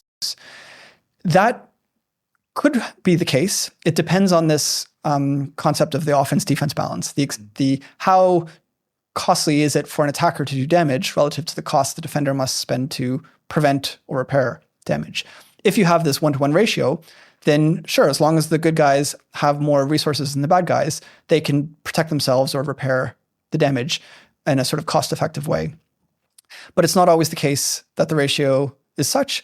Often we think, I think with bioweapons, that the ratio is very skewed. A single bioweapon is quite hard to protect against. It requires rolling out a vaccine, and a lot of damage will occur before the vaccine is widely deployed. Yeah, in general, I think this field of offense-defense balance is also something worth studying. And I would say the field of AI has too often drawn an analogy from computer security, where vulnerabilities are easily patched. And so the sort of correct response in computer security is typically to encourage vulnerability discovery, because then you can roll out a patch, and then the new operating system or software is resilient to the previously discovered vulnerability. Not all systems have that property. Again, biological systems are hard to patch. Social systems also are hard to patch. So deepfakes do have a patch. We can develop this immune system where we know just because someone does a video call with you doesn't mean that's sufficient authentication of the identity of the person, the instruction you're getting to transfer some millions of dollars or so forth. Humans, have a lot of inertia in their systems, and it's quite costly to sort of build the new infrastructure and then train people to use it correctly. You have a couple of really nice papers on this offense-defense balance question, which unfortunately we couldn't fit inside the margins of the page this time around, so might have to wait for a third interview. We're almost out of time, but just to finish up, I wanted to talk a bit about, advice for people in the audience. As I mentioned, back in 2018, you were telling people they should jump into this AI safety and governance and policy work, which I think was excellent advice at the time and might still be excellent advice now. I guess back then you were saying there were technical people perhaps in this area, but social scientists less so. There were some real gaps of different disciplines and areas of knowledge that just weren't really going into AI governance, because I suppose they weren't hearing about it or it didn't seem as relevant. Is social science still a big gap, and are there other kind of big gaps where you'd really benefit having people have a particular sort of training or interest coming into the field? Yeah, it remains to be a huge gap, and it's hard for me to name a single area. I think we need more political scientists, economists, historians, ethicists, philosophers, sociologists, ethnographers, really, because AI will and is having such profound impacts across society, we need experts in all aspects of society to make sense of it and to help guide Google and help guide government in terms of what's the right way to proceed with these technologies. Yeah. Are there any particular roles that, I suppose you mentioned you're hiring right now, maybe not by the time that this episode comes out, but what are the sorts of roles that GDM maybe has difficulty hiring for, even despite its prominence, where it'd be great if you could get more people into the field? I think talent is in high demand everywhere. So within, I guess, my side, we're looking for experts in international politics, in domestic politics, in governance of technology, domestic and international, in forecasting technology, in these sort of macro trends, in predicting the impacts of technology. There's a lot of work on agents that needs to take place. So thinking about autonomy, risks and safety, thinking about assistance, how those can be deployed. There's such a rich space of interactions with humans and challenges and opportunities there to get right. There's the ethics team at Google DeepMind is hiring. So there's a lot of more ethics-heavy questions and work to be done from an ethics lens, responsibility, policy work. And this is just on, the kind of non-technical side. And then within technical safety, there's a large portfolio of work that needs to be done. Yeah, sort of all of the above. Yeah.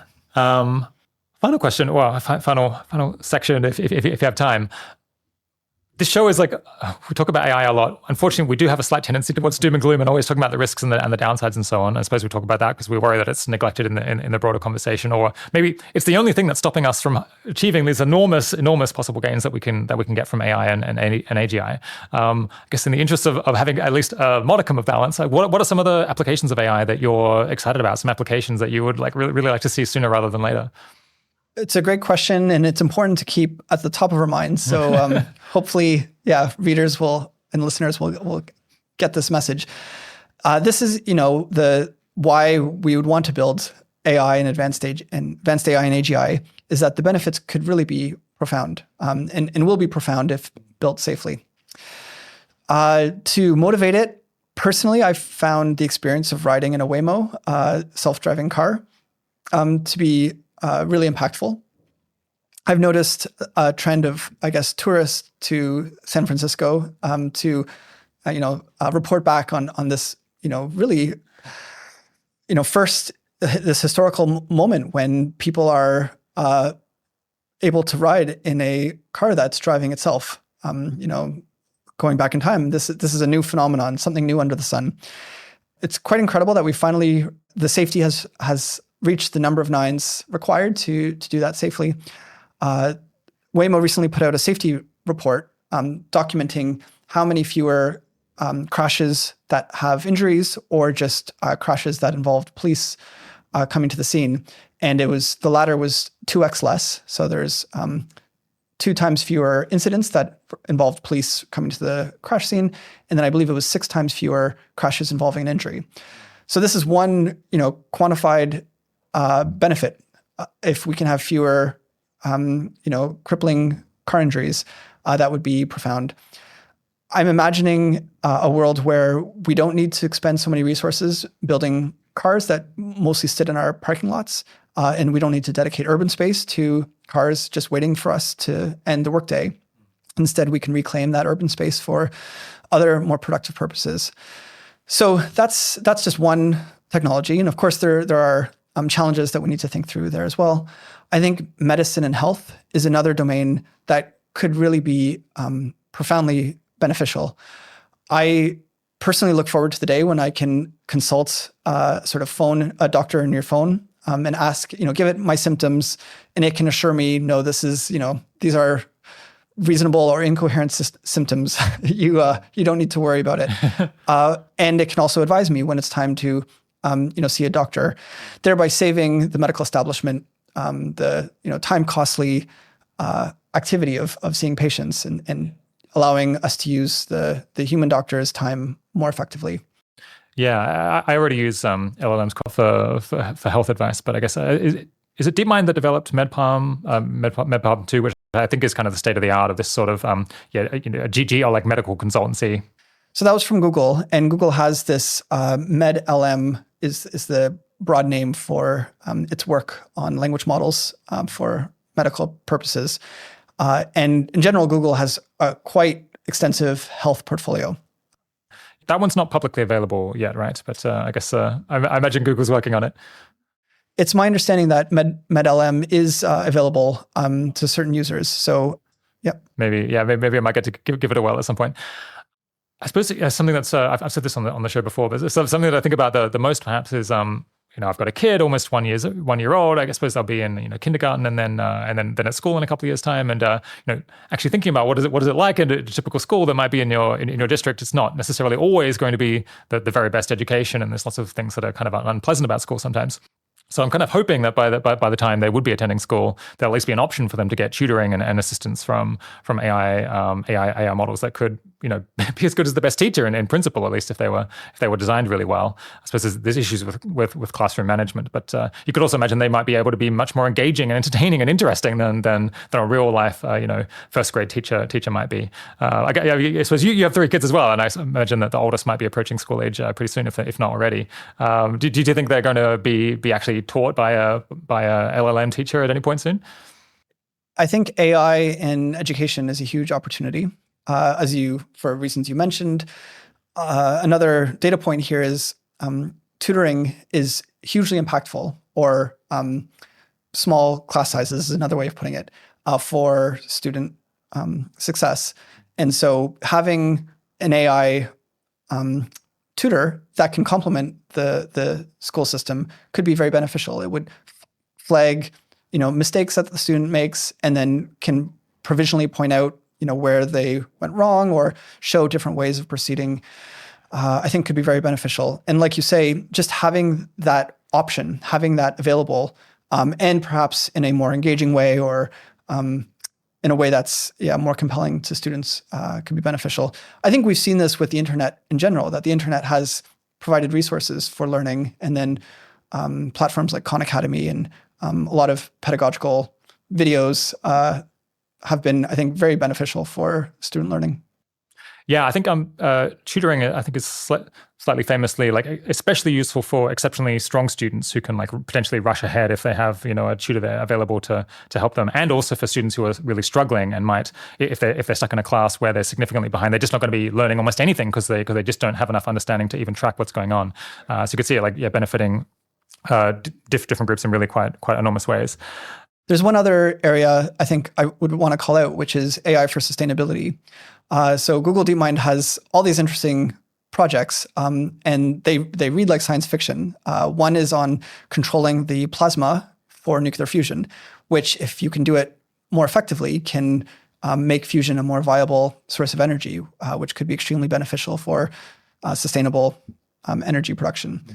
Google DeepMind had these advances in weather prediction, making weather prediction cheaper, faster, and more effective, which can be beneficial for event planning, but also wind power and solar power and other sources. Advances in material sciences, finding new materials, which could be used for, again, solar power or other aspects of the economy that could make things more efficient. Google had this result on optimizing flight paths to reduce contrail production, which is apparently a large source of greenhouse gas dynamics. So there's data center optimization. I think Google DeepMind had a result several years ago reporting quite significant gains in how data center cooling was done in terms of energy use. So you have all these efficiency gains in energy use, production, that can really add up to help humanity address these significant challenges. And we haven't even mentioned AlphaFold 2, which I guess from what I haven't followed this in detail, but from what I've heard, it's it's incredibly useful for medical research and for drug design and so on. So yeah, we just got to do all of the stuff discussed in the last few hours, and then we can enjoy this wonderful brave new world with all of these fantastic new products and much better quality of life. Fingers crossed. Yes. My guest today has been Allan Dafoe. I look forward to talking to you again next time on the show. Thanks, Rob. Look forward to it.